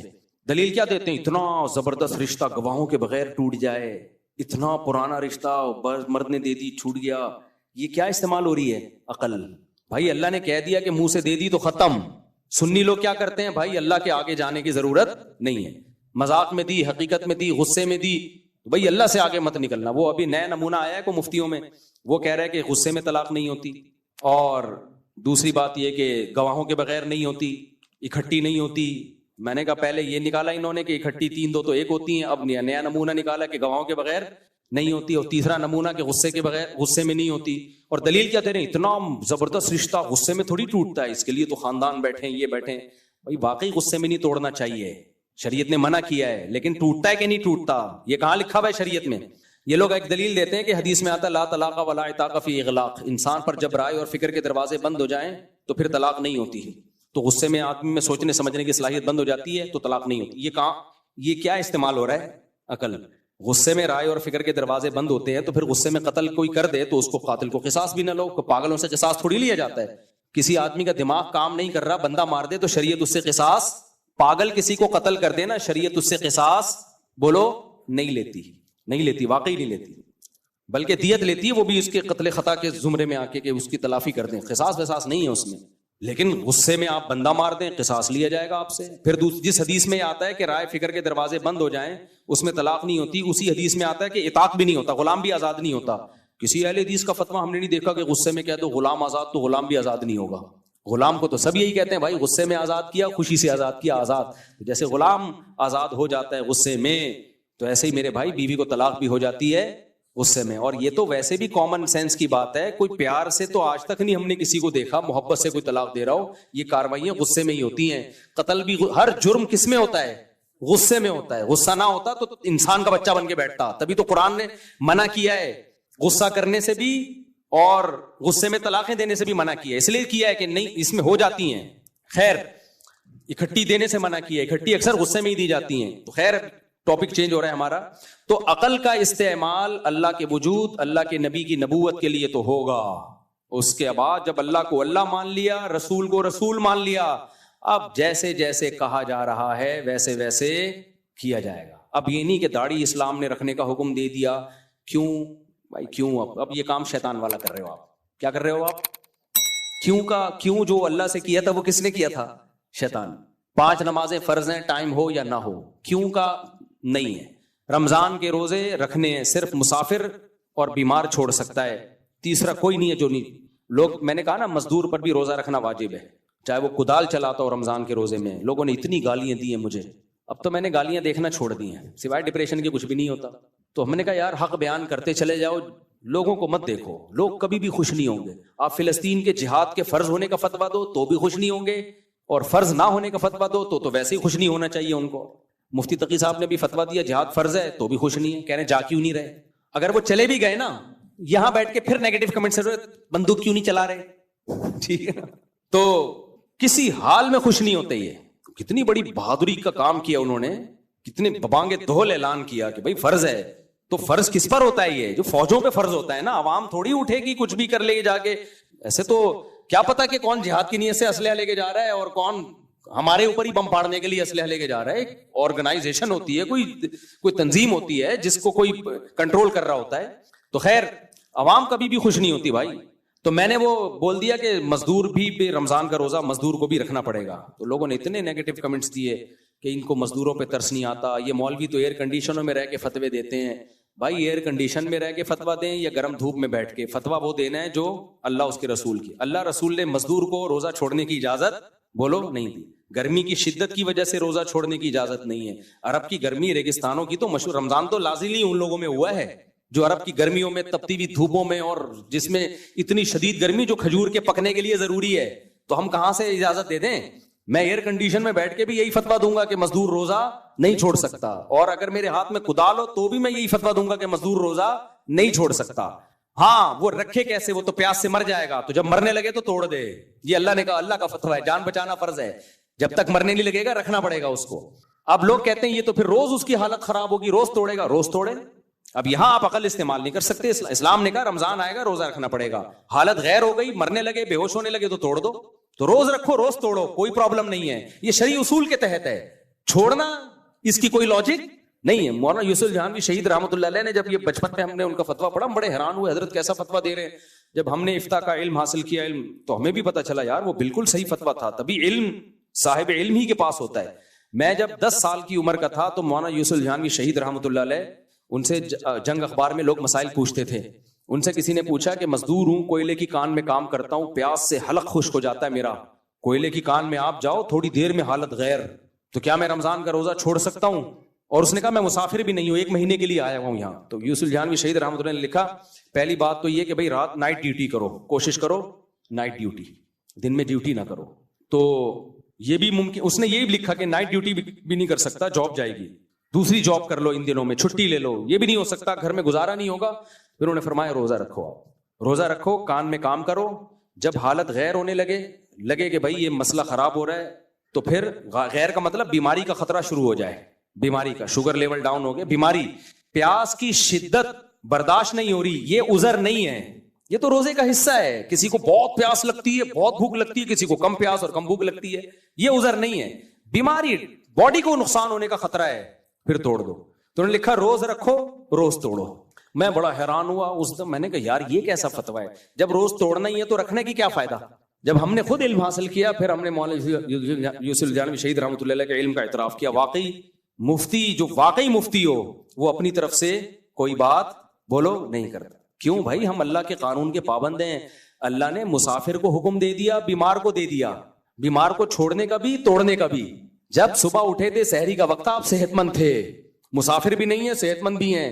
صرف اس بیس پہ نہیں چھوڑ سکتے کہ میں چونکہ مزدور ہوں بہت محنت کرنی پڑے گی. نہیں بھائی, روزہ تو رکھنا پڑے گا آپ کو, رکھو. آپ حالت غیر ہو جائے تو وہ یہاں بھی حالت غیر ہو جائے تو توڑ دو, وہاں بھی غیر ہو جائے تو کیا کرو, توڑ دو.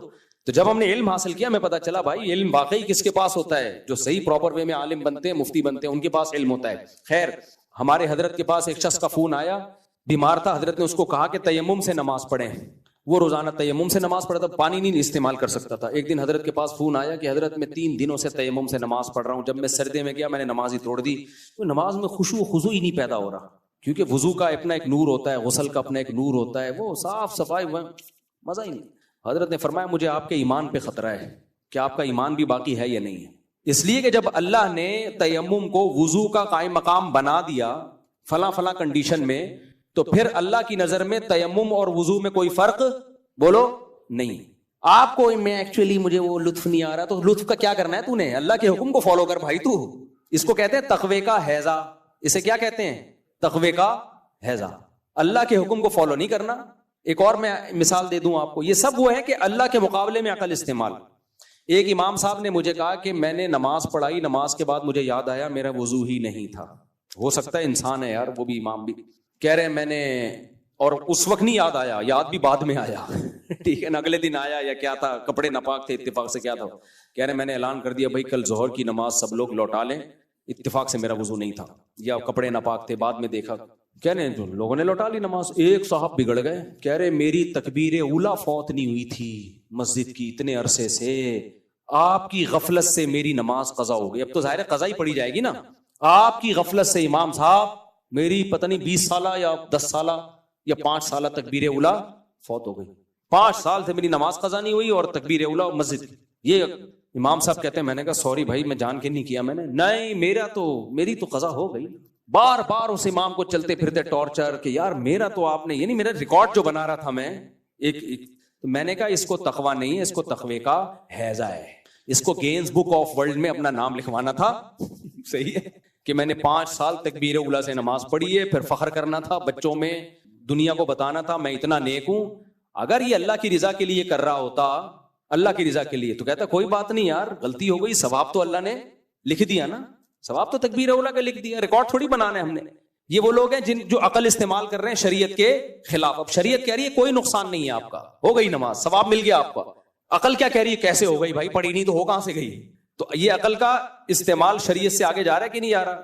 لیکن کچھ لوگ ایسے بھی ہوتے ہیں جو عقل کو شریعت کے آگے نہیں رکھتے. ایسے بھی ایک واقعہ سناتا ہوں آپ کو. ہمارے ایک دوست تھے, انہوں نے کہا میں 40 دن تکبیر اولیٰ سے نماز پڑھوں گا. واقعی نیک ہیں وہ, ابھی بھی ہیں ماشاءاللہ, حیات ہیں, اللہ ان کی عمر میں برکت دے. انہوں نے کہا بھائی بہت مصروفیت میں بعض دفعہ جانا بھی ہوتا ہے کہیں بازار, تو میں عزم کرتا ہوں ایک بھی امام اللہ اکبر کہے گا اور میں بھی کہوں گا, میری تکبیر اولیٰ فوت نہیں ہوگی. اب انہوں نے عزم کیا اور اپنے سارے کاموں کو آگے پیچھے کر دیا, بیگم کو بھی بتا دیا, گھر میں بچوں کو بھی, دوستوں کو بھی, بھائی مجھے نا بس تکبیر اولیٰ نہیں چھوڑنی. اب میں نے 15-20 دن چلے, ایک دن کوئی ایسا کچھ آنکھ نہیں کھلی ان کی, یا کیا ہو گیا, جیسے سوتے ہوئے رہ گئے, آنکھ نہیں کھلی, اور فجر کی جماعت چلی گئی. بعد انہوں نے پھر 40 دن اس کو کنٹینیو کیا. میں نے پوچھا ہو گئی 40 دن؟ کہہ رہے نہیں ہوئی یار. 20 دن کے بعد ایک ناغا ہو گیا, آنکھ نہیں کھلی. پھر خوشی خوشی کہنے لگے, کہہ رہے اچھا ہو گیا. خوشی خوشی کہنے لگے, کہہ رہے اچھا ہو گیا تاکہ اللہ ہمیں پتا چلے ہماری اوقات کیا ہے. مجھے اتنا اچھا لگا نا ان کا یہ عمل. کہہ رہے پڑھ لیتا تو ذہن میں آتا ہم بڑے فنٹر ہیں, صحیح ہے نا, ہم کر سکتے ہیں. کہہ رہے ثواب تو پورا 40 دن کا مل گیا تکبیر اولیٰ کا, کیونکہ وہ میں نے جان کے تو نہیں کیا, لیکن اچھا ہوا نہیں ہوا تاکہ احساس ہو گیا بھائی ہم اتنے فنٹر ہیں نہیں جتنے ہم اپنے آپ کو سمجھتے ہیں. کہہ رہے ثواب پورا مل گیا, ریکارڈ قائم نہیں ہوا. تو یہ وہ ہے جو عقل کو شریعت کے نیچے رکھتے ہیں. تو بھائی عقل کی ایک لمٹ ہے, اس کو کراس کرنے کی کوشش مت کرو. اللہ نے عورت کو کہہ دیا پردہ کرے, کرے. اللہ نے کہہ دیا مرد کو 4 کی اجازت ہے بھائی, بس اس میں فائدہ ہے, نہیں کرو. آپ کو میں تھوڑی کروا رہا ہوں, کیوں ایک دم ٹینشن میں بھی بعض لوگ چلے جاتے ہیں, جو کر چکے ہیں وہ ٹینشن میں چلے جاتے ہیں اصل میں. خیر, تو جب ہے تو بھائی اس میں فائدہ ہے, اس میں عورت کا فائدہ ہے. اللہ نے کہہ دیا نسل بڑھاؤ, تو یہ نسل بڑھانا عورت کے لیے نقصان دہ نہیں ہو سکتا. اللہ سے زیادہ کسی کا کوئی خیر خواہ نہیں. عورت کے فائدے کی چیز ہے, مرد کے بھی عورت کے بھی. اس لیے نبی نے فرمایا نسل کم نہیں کرنی, نسل کیا کرنی ہے, بڑا. اللہ کو بڑا خاندان پسند ہے بنسبت چھوٹے خاندان کے. اب اس میں آ رہے ہیں غامدی صاحب اور لاجک پیش کر کے, ایکچولی اس زمانے میں ایکچولی کر کے گھماتے رہتے ہیں, ہر چیز ہی اوٹ پٹانگ کر دی. اب وہ مجھ سے ارشاد بھٹی نے پوڈ کاسٹ میں پوچھا نا کہ عورت اگر شوہر کے ساتھ نہیں رہنا چاہتی اور کورٹ سے خلا لے لے تو ہو جائے گا خلا. میں نے کہا اگر کوئی ویلڈ ریزن نہیں ہے, شوہر بیسک حقوق ادا کر رہا ہے, تو نہیں ہوگا خلا. اور وہ جواب میں کیا کہنے لگا ارشاد بھٹی صاحب, بھائی جب وہ نہیں رہنا چاہتی تو کیوں اس کو آپ مجبور کر رہے ہو؟ تو میں نے جواب میں کیا کہا, میں نے کہا میں نہیں کر رہا, کون مجبور کر رہا ہے؟ اللہ کر رہا ہے. تو یہ اللہ سے جا کے پوچھو. میں آپ کو قرآن و سنت کے دلائل دے سکتا ہوں کہ اللہ کہہ رہا ہے کہ نہیں کہہ رہا. بھائی بیوی کے پاس آنے کا رائٹ ہے, جانے کا رائٹ نہیں ہے. ہاں ظلم کر رہا ہے ایک الگ کہانی ہے, وہ الگ بات ہے, وہ ظلم کی نوعیت کیا ہے وہ ایک الگ, وہ کیس کو اسٹڈی کیا جا سکتا ہے. ایسا نہیں ہو سکتا کہ جی میں نہیں رہنا چاہتی, مجھے پسند ہی نہیں آ رہا ایکچولی. تو اور اس میں جب ڈیپ میں جاؤ گے تو پتا چلے گا عورت ہی کا فائدہ ہے. خیر, تو بھائی ہمارے لیے تو اب عقل کا دروازہ ہی بند ہو گیا. جب ہمیں اللہ نے کہہ دیا عورت کو نہیں ہے رائٹ, تو بس اب سوچنے کا دروازہ کیا ہو گیا بند. بھائی اللہ سے بہتر کون جانتا ہے, ختم. اب ہم اس کو سمجھائیں ایکچولی یوں ہے, ایکچولی یوں ہے. یہ ہم کسی ملحد کو, ایتھیس کو, یا اسلام جو نہیں مانتا اس کو تو دماغ خالی کریں گے. کسی مسلمان پہ یہ چیزیں جچتی نہیں ہے. بھائی نہیں ہے تو نہیں ہے. تو یہ ذہن اپنا بناؤ, جہاں اللہ رسول کی بات آ جائے. دیکھو ہمارے استاذ ایک بڑی پیاری بات کیا کرتے تھے, کہتے تھے عقل کہتی ہے کہ سچ انسان کو پھنساتا ہے, جھوٹ انسان کو بچاتا ہے. عقل یہی کہتی ہے نا, سچ انسان کو پھنساتا ہے, جھوٹ انسان کو بچاتا ہے. حدیث کیا کہتی ہے, الصدق ینجی والکذب یہلک. سچ انسان کو بچاتا ہے, جھوٹ انسان کو پھنساتا ہے. اب ہر ایک کی مینٹیلٹی اتنی نہیں ہوتی کہ اس کو گھنٹوں بٹھا کے سمجھایا جائے کہ سچ کیسے بچاتا ہے اور جھوٹ کیسے پھنساتا ہے. لیکن حقیقت یہی ہے کہ سچے لوگ نکل جاتے ہیں, جھوٹے پھنستے ہیں. کیسے؟ دیکھو کعب ابن مالک غزوہ تبوک میں پیچھے رہ گئے تھے, منافقین آ کے جھوٹ بولتے گئے کہ ایکچولی یہ عذر تھا, حالانکہ کوئی عذر نہیں تھا. وہ نکل گئے, منافقین سارے نکل گئے, انہیں کوئی سزا نہیں ملی. حضرت کعب ابن مالک سچ بول دیا انہوں نے کہ کوئی عذر نہیں تھا, میری غلطی ہے. پھنس گئے. 40 دن بائیکاٹ, کوئی بات چیت نہیں کرے گا. تو اگر ان کو اللہ پہ ایمان نہ ہوتا, عقل استعمال کرتے, تو وہ کیا سوچتے کہ یار سچ نے پھنسا دیا اور جھوٹوں کو جھوٹوں نے بچا لیا, میں تو پھنس گیا. 40 دن 50 دن ہو گئے, کوئی بات نہیں کر رہا. نبی نے حکم دیا بیوی کے بھی قریب مت جاؤ, نبی سلام نہیں کر رہے. لیکن انجام کس کا ہوا؟ منافقین کے لیے آیتیں نازل ہوئی کہ بچ گئے, آگے نہیں بچیں گے. یہ کوئی پروٹوکول نہیں ملا منافقین کو, کوئی عہدہ نہیں ملا, کوئی حدیث کسی منافق سے نہیں لی گئی. اللہ نے ایسا ذلیل کیا ان کو, ایسا ذلیل کیا اللہ نے ان کو. اور جب کعب بن مالک کے لیے آیتیں نازل ہوئیں, ابشر بخیر یوم مر علیک منذ ولدتک امک, حضرت کعب ابن مالک کہتے ہیں میری توبہ قبول ہوئی نا تو نبی کا چہرہ ایسے چمک رہا تھا، استنار وجہہ کأن وجہہ قطعۃ قمر، جیسے 14ویں کا چاند چمک رہا ہوتا ہے، ایسے خوش، اور فرمایا اے کعب اللہ نے تیری خوشخبری تیری توبہ قبول کر لی ہے، آج میں تجھے مبارکباد دیتا ہوں اس دن کی جو تیری زندگی میں کبھی ایسا خوشی کا دن نہیں آیا۔ تو حضرت کعب ابن مالک کہتے ہیں امن عندک ام من عند اللہ، یا رسول اللہ یہ خوشخبری آپ کی طرف سے یا اللہ کی طرف سے؟ آپ نے فرمایا من عند اللہ، یہ پائیدار خوشخبری ہے، یہ کس کی طرف سے ہے؟ اللہ۔ اس کے بعد کعب ابن مالک کتنے بڑے صحابی، کتنا خوبصورت واقعہ، اور پھر قرآن میں توبہ نازل ہوئی ان کی، ہم تلاوت کرتے ہیں جب بھی وعلی الثلاثۃ الذین خلفوا، اللہ کہتے ہیں ان تین کی بھی میں نے توبہ قبول کر لی، ایک مرارہ ابن ربیع اور ہلال ابن امیہ اور کعب ابن مالک، یہ تینوں نے کیا کہا تھا؟ سچ۔ تو حدیث کہتی ہے سچ بچاتا ہے، جھوٹ مروا دیتا ہے، لیکن ہمیں کیا لگ رہا ہے؟ جھوٹ بچاتا ہے، وقتی طور پہ بچاتا ہے، اس کے بعد پھر ایک جھوٹ کو چھپانے کے لیے 100 جھوٹ بولنے پڑتے ہیں، اور پھر نبی نے فرمایا انسان جھوٹ بولتا ہے، پھر ایک جھوٹ، پھر دوسرا جھوٹ، پھر دوسرا۔ کچھ گناہ ایسے ہوتے ہیں جو تھوڑے نہیں ہوتے، جو تھوڑا کرتا ہے وہ بہت بھی، جیسے جو چپل چوری کرتا ہے نا، اس کو موقع ملے تو بینک سے کروڑوں روپے بھی چوری کرے گا وہ، یہ نہیں ہو سکتا کہ اصل میں چپل چوری کرنا چونکہ چھوٹا گناہ ہے تو اس لیے چپل چوری کرتا ہوں، 1 کروڑ کی گڈی چونکہ بڑا گناہ ہے یہ رہنے دو، ایسا بولو نہیں ہوتا، یہ نہیں ہوتا، وہ تو اس کو چونکہ موقع نہیں مل رہا اس لیے وہ چپل چوری کر رہا ہے بیچارہ۔ تو ایسے ہی جھوٹ ایک ایسی چیز ہے جو تھوڑا جھوٹ بولتا ہے وہی بڑے جھوٹ بھی بولتا ہے، جو نہیں بولتا وہ چھوٹا جھوٹ بھی نہیں بولتا، الا یہ کہ جہاں شریعت نے وقتی طور پہ جان بچانے کے لیے، وہ تو کلمہ کفر کہنے کی بھی اجازت ہے نا، کوئی قتل گردن ہی اڑا رہا ہے آپ کی، نارملی جو چھوٹا جھوٹا ہے وہی بڑا جھوٹا بھی ہے، جو نہیں بولتے وہ بڑا جھوٹ بھی نہیں۔ میری اپنی عادت بچوں کے ساتھ پتہ ہے کیا رہی ہے؟ ہمیشہ میں نے کبھی بچوں سے جھوٹا وعدہ نہیں کیا، مجھے نہیں یاد پڑتا، بچوں کو چپ کرانے کے لیے نا، بچوں کو چپ کرانے کے لیے ماں باپ جھوٹے وعدے کر لیتے ہیں کہ نہیں ہم تمہیں عید کے بعد وہاں لے کے جائیں گے، ابھی چپ کر جاؤ، اچھا ایسا ہے کہ میں تمہیں یہ چیز دلاؤں گا، ابھی چپ کر جاؤ، میں دل میں نیت کرتا ہوں بیٹا تو دلائے گا تو بول ورنہ مت بول، وجہ اس کی ہے کہ میں نے وعدہ کر لیا کہ میں یہ کام کروں گا، ٹوپی کرا دی بچے کو چپ کرانے کے لیے، بعد میں پھر ٹوپی، بچہ پھر چھوٹا جھوٹا نہیں بنتا، وہ بڑا جھوٹا بنتا ہے، سمجھ رہے ہو؟ وہ پھر جھوٹ کا پلندہ بن جاتا ہے، وہ جھوٹ ہی بولتا رہتا ہے ہر وقت بیٹھ کے۔ تو مائیں بعض دفعہ بچوں کو جھوٹ بلوا رہی ہوتی ہیں، ماں اپنے شوہر کے سامنے جھوٹ بول رہی ہوتی ہے بچوں کے سامنے، بچوں کی موجودگی میں، بیٹی دیکھتی ہے کہ میری اماں نے میرے ابا کو ٹوپی کرا دی ہے، میری اماں نے میری ابا کو یہ چیز آئی تھی 1000 روپے کی، اماں نے بل بنایا 1200 روپے کا، بچی دیکھ رہی ہوتی ہے تو بچی جھوٹ بولنا سیکھتی ہے۔ ایک خاتون نے بتایا تھا نا رمضان میں کہ میں شوہر کی پتلون سے پیسے نکالتی تھی، اتنے عرصے سے نکال رہی ہوں تو میں نے پراپرٹی خریدی ہے، اس پہ زکوٰۃ ہے یا نہیں ہے؟ تقویٰ دیکھو یار، ایک طرف تقویٰ دیکھو، تو آپ پتلون سے پیسے نکال رہی ہیں، یا آپ کا اور آپ کے میاں، پتلون بھی آپ کی، میری پتلون نہیں ہے، آپ کے میاں کی پتلون ہے، میں تو پتلونیں پہنتا بھی نہیں ہوں، تو آپ کے میاں کی پتلون آپ جانے، لیکن اللہ کا واسطہ اگر یہ کام کرنا ہے تو غلط کام ہے، لیکن کرنا ہی ہے تو کم از کم بچوں کے سامنے مت کرو، ٹوپیاں مت کراؤ بچوں کے سامنے، جھوٹ مت بولو، شوہر کو بھی چاہیے مت بولے، وہ بھی جھوٹ بول رہا ہوتا ہے بیوی کے سامنے اور بچوں کو پتا ہوتا ہے ابا ٹوپی کرا رہے ہیں۔ تو اس لیے یہ جو ہے نا عقل کا استعمال کیا ہے، الصدق ینجی والکذب یہلک، سچ بچاتا ہے، جھوٹ پھنساتا ہے۔ تو ہمارے استاذ ہمیں کہا کرتے تھے عقل کہتی ہے کہ جھوٹ بچاتا ہے، سچ پھنسا دیتا ہے، لیکن انہوں نے ہمیں بتایا کہ دیکھو نبی کی بات پر عمل کرنا، سچ بولنا، تبھی میں نے جب بھی شادی کی ہے نا پرانی شادی چھپائی نہیں ہے، کتنے رشتے میرے ریجیکٹ ہوئے کہ اتنے بچے تمہارے، اور پونے پونے کا حساب رکھا ہوا ہے، پونے والا بھی بتا رہا ہوتا ہوں جو بھی مارکیٹ میں آیا نہیں ہے۔ کتنی دفعہ ایسا ہوا رشتہ بھیجا، لوگوں نے کہا بے 2 ہے نا تو 1 بتاؤ، 2 نہیں بتاؤ، اس وقت میں زیادہ فیمس، میں نے کہا جتنی ہے اتنا بتاؤں، اتنی بتاؤں گا، دینی ہے 2، نہیں دینی ہے مت دو، جتنی آمدن ہے اتنی بتاؤں گا۔ بھائی اس سے کیا ہوتا؟ اگر میں جھوٹ بول کے کر لیتا، جھوٹ پکڑا جاتا ہے تو گھر والوں کی نظر میں 2 ٹکے کی عزت نہ رہتی۔ انہوں نے کہا وہ کہتے ہیں انہوں نے ہمیں ٹوپی کرائی، ہم بھی ٹوپیاں کراتے ہیں، تو میاں بیوی کے شروع سے ہی ٹوپیاں شروع ہوتی ہے ایک دوسرے کو، جھوٹ ہی بول رہے ہو بھائی، کلیئر رہو، اس سے کام دیر سے ہوتا ہے، پائیدار کام ہوتا ہے۔ جھوٹ مت بولو کسی سے کہ آمدن ہے نہیں، آپ بتا رہے ہو اتنی، تو یہ سب باتیں۔ تو خیر خلاصہ بیان کا یہ نکلا کہ پہلی قوت جو میں نے بتائی نا، قوت عقلیہ، اس میں بیلنس کیا ہے، یہی ٹاپک میں اگلے ہفتے بھی لے کے چلوں گا، پھر یہ الا المصلین سے اس کو اٹیچ کروں گا۔ اللہ عمل کی توفیق عطا فرمائے۔ پوچھا ہے جی، اللہ تعالیٰ قرآن میں فرماتا ہے جب فرشتوں کو آدم کو سجدہ کرنے کا حکم دیا گیا تو ابلیس یعنی شیطان بھی وہاں موجود تھا اور اس نے سجدے سے انکار کر دیا۔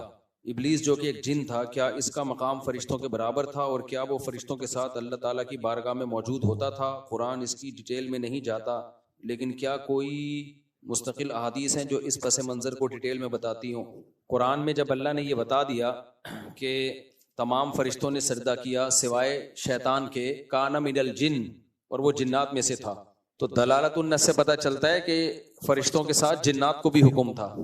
دلالت النص کسے کہتے ہیں؟ جس کا واضح ذکر نہ ہو لیکن اس کلام کو درست کرنے کے لیے، یعنی اس کلام سے سرسری غور سے پتہ چل رہا ہو کہ یہ بھی حکم تھا، بلکہ اس کو کہتے ہیں اقتضاء النص. کیا مطلب؟ جیسے قرآن میں آتا ہے کہ اگر کوئی شخص کسی کی وفات ہو جائے، وَوَرِثَهُ أَبَوَاهُ، اور اس کے وارثین میں صرف اس کے والدین ہیں، ابا اور اماں، اور کوئی بھی وارث نہیں ہے زندہ، فَلِأُمِّهِ الثُّلُث، تو اماں کو 1/3 حصہ ملے گا. ابا کا نہیں بتایا کہ کتنا ملے گا.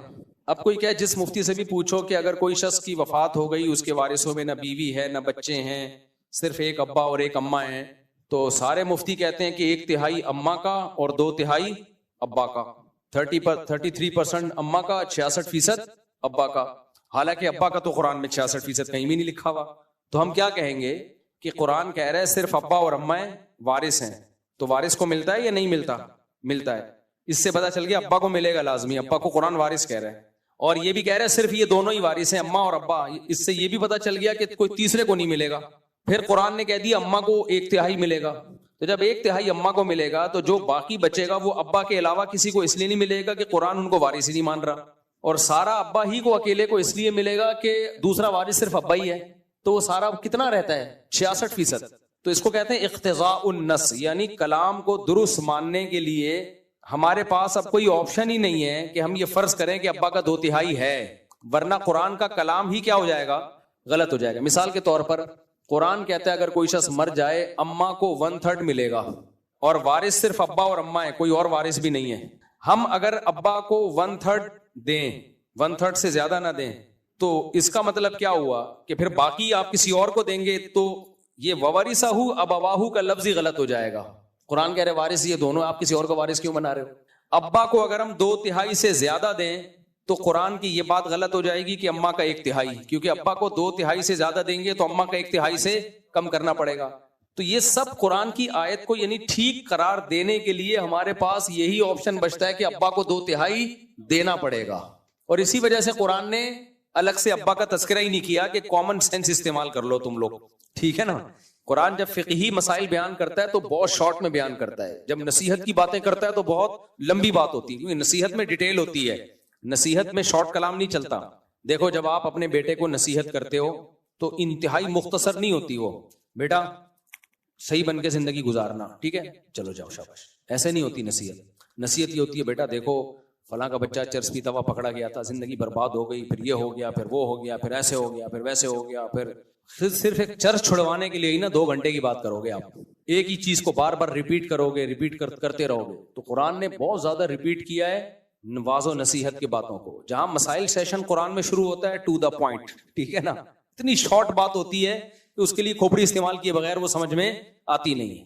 تو اور عجیب، اس وراثت کے احکام تو بہت ہی شارٹ بیان کیے ہیں قرآن نے. اب آپ یہ دیکھو قرآن کہتا ہے کہ اگر کسی شخص کے ایک بیٹی ہو اور کوئی وارث نہ ہو، یعنی بھائی بیٹا نہ ہو، فلح النصف، تو بیٹی کو کتنا ملے گا؟ آدھا. اور قرآن کہہ رہا ہے اگر کسی شخص کے 2 سے زیادہ بیٹیاں ہوں، وَإِن كُنَّ نِسَاءً فَوْقَ اثْنَتَيْنِ، 2 سے زیادہ بیٹیاں ہوں تو فَلَهُنَّ ثُلُثَ مَا تَرَكْ، تو 2/3 ملے گا بیٹیوں کو. 2 کا تذکرہ ہی نہیں ہے، ٹھیک ہے نا، کہ 2 ہو تو کتنا ملے گا؟ آپ لوگ کی سمجھ میں نہیں، رہنے دو. قرآن کہہ رہا ہے بیٹا اگر نہیں ہے نا کسی کا، صرف بیٹیاں ہی بیٹیاں ہیں، تو اگر ایک بیٹی ہے تو آدھی وراثت، 2 سے زیادہ ہیں تو 2/3، 2 ہیں کتنی ہے نہیں قرآن بیان کر رہا، تاکہ لوگ فقہا سے مسئلے پوچھیں، تاکہ پتہ چلے کہ یہ قرآن کی ڈیپ میں کچھ لوگ جائیں گے جو مسائل نکالیں گے. اور قرآن نے یہ بات کہاں کہی ہے؟ وَأَنزَلْنَا إِلَيْكَ الذِّكْرَ لِتُبَيِّنَ لِلنَّاسِ مَا نُزِّلَ إِلَيْهِمْ وَلَعَلَّهُمْ يَتَفَكَّرُونَ. ہم نے اس قرآن کو نازل کیا تاکہ آپ ایکسپلین کریں اور اس کے بعد یہ غور و فکر کریں اس میں. تو اس لیے فقہا ڈیپ میں جا کے غور کرتے ہیں، ان سے مسائل کا علم لیا جاتا ہے، وہ قرآن اور حدیث کو زیادہ سمجھتے ہیں. تو 2 سے زیادہ کا تذکرہ اللہ نے اس لیے نہیں کیا کہ 2 کا تذکرہ اسی سے خود ہی سمجھ میں آ جاتا ہے، کیونکہ بیٹی اگر ایک ہو تو آدھا آدھا لیتی ہے، اس بیٹی کے ساتھ اگر ایک عدد بیٹا بھی ہو تو بیٹی کا حصہ 1/3 ہو جاتا ہے اور بیٹے کو دگنا ملتا ہے. سمجھ میں آ رہی ہے بات؟ بیٹے کو کتنا ملتا ہے؟ دگنا. تو اگر بیٹی کے ساتھ ایک عدد بیٹی ہی ہو تو بیٹا اپنی بہن کا حصہ 1/3 سے کم نہیں کر سکتا، تو بہن اپنی بہن کا حصہ 1/3 سے کم کیسے کر سکتی ہے؟ حالانکہ بیٹے کو زیادہ ملتا ہے نا، بیٹے میں اتنی پاور نہیں ہے کہ اکلوتی بہن کو 1/3 سے نیچے لے آئے وہ. تو اس کے ساتھ اگر ایک اور بہن ہوتی، 2 بہنیں ہوتی، تو ان کو ہم 1/3 کیسے دیتے؟ 1/3 ان میں ڈیوائڈ کرتے تو 1/3 دونوں میں برابر ہو جاتا، تو ایک بیٹی کا حصہ 1/3 سے کم ہو جاتا. تو بیٹا بیٹی کا حصہ 1/3 سے کم نہیں کر سکتا، تو بیٹی بیٹی کا حصہ 1/3 سے کم کیسے کر سکتی ہے؟ تو اسے بتا دیں 1/3 تو ملے گا ہی ملے گا. تو 2 بیٹیوں کو جب 1/3 دیں گے تو کتنا بن جائے گا؟ 2/3. اس لیے قرآن نے کہا کہ یہ کامن سینس استعمال کرو. تو فقہاء نے استعمال کی، انہوں نے کہا بیٹی اگر 1 ہو تو 1/3، 2 ہو تو 2/3، 2 سے زیادہ ہو تو قرآن نے ویسے بیان کر دیا. آپ کہہ سکتے ہو پھر قرآن 2 سے زیادہ کو بھی بیان نہ کرتا. 2 سے زیادہ کو بیان اس لیے قرآن نے کر دیا، اس میں اجتہاد چل نہیں سکتا تھا. اس میں کوئی یہ کہہ سکتا تھا قرآن کہہ رہا ہے 2 بیٹیوں کا 2/3، تو 2 سے زیادہ کا پتہ نہیں کتنا ہوگا، ہو سکتا ہے وہ اس میں کوئی کمی بیشی ہو. تو قرآن نے کہہ دیا 2 سے زیادہ ہو تو 2/3، 1 ہو تو آدھا، 2 ہو تو خود سمجھ جاؤ باقی آیتوں میں غور کر کے. ٹھیک ہے نا؟ تو باقی آیتوں میں غور کیا، فقہاء نے سب نے فتویٰ دیا 2 بیٹیاں ہوں یا 2 سے زیادہ ان کو 2/3 ہی ملے گا. سمجھ میں آ گیا؟ ٹھیک ہے، نہیں آیا تھوڑا بادام کے تیل کی مالش کریں. مفتی صاحب اللہ تعالی نے، ہاں تو یہاں بھی شیطان کا مسئلہ تو ہم حل کریں. تو اللہ نے جب کہہ دیا کہ میں نے حکم دیا سجدہ کرنے کا، تو تمام فرشتوں نے سجدہ کیا سوائے شیطان کے، اور وہ جن میں سے تھا. تو دلالت تو نص سے یا اقتضاء النص سے پتہ چلتا ہے کہ جنات کو بھی سجدہ کرنے کا حکم ہوا تھا. یہ کامن یعنی خود بخود ہی پتہ چل گیا. اب کیسے ہوا تھا؟ یا تو واضح طور پہ حکم ہوا تھا اللہ نے فرشتوں کے ساتھ جنات کو بھی، یا یہ دلالتاً حکم ہوا تھا کہ جب فرشتے جو جنات سے افضل ہیں ان کو ہو رہا ہے تو تم تو کس کھیت کی مولی ہو بھائی، تم تو خود بخود اس میں داخل ہو. اس کی مثال ایسے جیسے کوئی آفیسر آیا تو آپ نے بولا کہ احترام میں کھڑے ہو جاؤ، افسر آ رہا ہے، سب کھڑے ہو گئے، چپڑاسی کھڑا نہیں ہو رہا. سب کھڑے ہو گئے، وہ جو چپڑاسی ہے نا وہ نہیں کھڑا ہو رہا. تو اس کو بولے تو احترام میں کیوں نہیں کھڑا ہوا؟ کہہ رہے ہیں آپ نے مجھے تو کہا ہی نہیں. ہم کہیں گے بھائی جب اتنے بڑے بڑے آفیسرز کو حکم دیا جا رہا ہے وہ باس کے احترام میں کھڑے ہو جائیں، تو بیچارہ ویسے ہی پوچھا لگاتا ہے، تو بیٹھا ہوا ہے ٹانگیں پھیلا کے یوں کر کے میری. تو یہ کامن سینس ہے. سمجھتے ہیں کہ نہیں سمجھتے؟ پھر بھی سمجھ میں نہیں آیا تو پھر شیطان سے جب ملاقات ہو تو پوچھ لینا بھائی تو نے سجدہ کیوں نہیں کیا. اگر وہ کہتا ہے کہ مجھے آرڈر ہی نہیں ہوا تھا تو پھر کہیں پھر اللہ نے تجھے سزا کیوں دی؟ تو کہے گا پھر یہ تو اللہ کا معاذ اللہ قصور ہے. شیطان تو کچھ بھی کہہ سکتا ہے. تو پھر آپ نے اس سے کہنا ہے کہ پھر تو نے اللہ کو یہ کیوں کہا کہ میں آگ سے بنا ہوا ہوں اور یہ مٹی سے؟ تو یہ کہتا ہے کہ تو نے مجھے آرڈر دیا ہی نہیں ہے تو میں کیوں کروں. شیطان نے یہ تھوڑی کہا تھا تو نے مجھے آرڈر نہیں دیا. شیطان نے یہ رپورٹ پیش کی تھی کہ میں آگ سے بنا ہوا ہوں، یہ مٹی سے. اس کا مطلب شیطان بھی یہ بات مانتا تھا کہ سجدے کا آرڈر تو ہوا ہے، لیکن شیطان کی رائے یہ تھی کہ یہ آرڈر صحیح نہیں ہے، یہ معاذ اللہ غلط بات ہوئی ہے. شیطان کے بارے میں کچھ بتانا چاہ رہے ہیں؟ جی یہ کہہ رہے ہیں دنیا میں تو شیطان سے ملاقات ہوتی نہیں. اگر کوئی ڈائریکٹ جنت میں چلا جائے تو شیطان سے ملاقات کیسے ہوگی؟ پھر کیا کرنا ہے شیطان سے ملاقات کر کے؟ مفتی صاحب اللہ تعالیٰ نے اسباب کے ساتھ دنیا کے معاملات رکھے ہیں، تو پھر جب ایک شخص غریب ہے تو پھر وہ جلدی شادی کیوں کرے اور غسل اور نسل کیوں بڑھائے؟ وہ تو لوگوں پر بوجھ بنے گا اور خودکشی کی طرف جائے گا. بالکل درست بات کی، فی نفسی ہی درست بات کی ہے کہ جب اللہ نے اسباب کا حکم دیا ہے تو جب غریب آدمی شادی کرے گا یا بچے پیدا کرے گا تو اسباب یہ کہتے ہیں کہ خرچہ دگنا ہو جائے گا، پھر بچے آتے چلے جائیں گے، ان کا بھی خرچہ، تو پیسے ہیں نہیں تو اسباب کی دنیا میں مسئلہ ہوگا. اس کا جواب آج کا پورا بیان ہے کہ عقل استعمال کی جائے گی وہاں جہاں شریعت نے اجازت دی ہے. جہاں شریعت نے کہیں آرڈر آ جائے تو پھر اس سے آگے عقل کا استعمال کرنا یہ عقل کا غیر ضروری استعمال ہے. یہ تو اس کا جواب ہو گیا شریعت کی روشنی میں. دوسرا جواب ہو گیا عقل ہی کی روشنی میں، ہم اس سے یہ جواب لیتے ہیں. دیکھو یہاں اگر آپ عقل استعمال کرتے بھی ہو تو عقل کے 2 طریقے ہوتے ہیں استعمال کرنے کے. ایک ہے صحیح طریقہ، ایک ہے غلط طریقہ. صحیح طریقہ وہ ہے جو وحی کی روشنی میں ہو، جس سے انسان کی عقل سیدھی راہ دکھاتی ہے. غلط طریقہ وہ ہے کہ خواہشات کو سامنے رکھ کے آپ عقل استعمال کرو. ایک چرسی جب چرس پیتا ہے وہ بھی عقل استعمال کرتا ہے خواہشات کو سامنے رکھ کے کہ یار پینے تو مزہ آئے گا، دیکھیں گے بعد میں توبہ کر لیں گے یا علاج کر لیں گے. یہ عقل کا صحیح استعمال نہیں ہے، بلکہ یہ وہ عقل ہے جو خواہشات سے مغلوب ہے. جو عقل خواہش سے مغلوب نہیں ہوتی وہ کہے کہ بھائی یہ چرس بری چیز ہے، مزہ ہے 2 منٹ کا اور یہ اس کا چسکا لگے گا، بعد میں چھوڑنا بہت مشکل ہو جائے گا. تو ایسے ہی جو ملحد ایتھیس لوگ ہیں وہ یہاں بھی عقل کا غلط استعمال کرتے ہیں.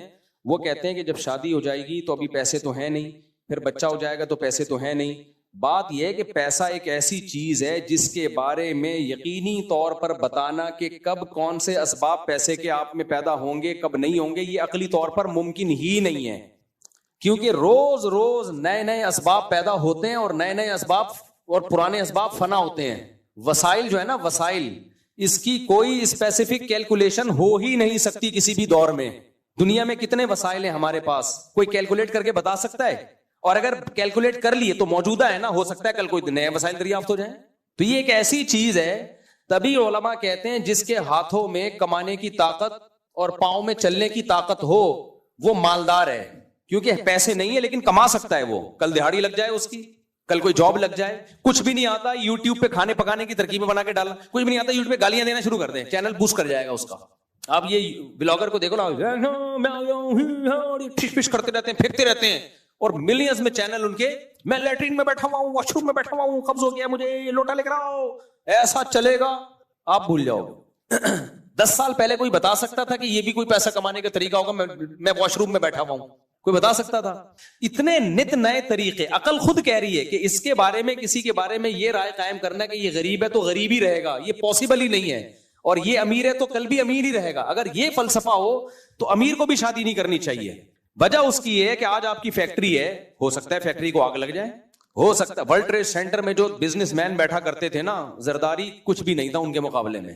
وہ سب 4 شادیاں کرنے کا پروگرام تھا ان کا کہ ہمارا تو خربوں کا بزنس ہے. جہاز آیا، پورے بزنس کی واٹ لگا دی، روڈوں پہ آ گئے، خودکشیاں کی ہیں بہت. جو بچ بھی گئے نا انہوں نے بھی خودکشیاں کر لی.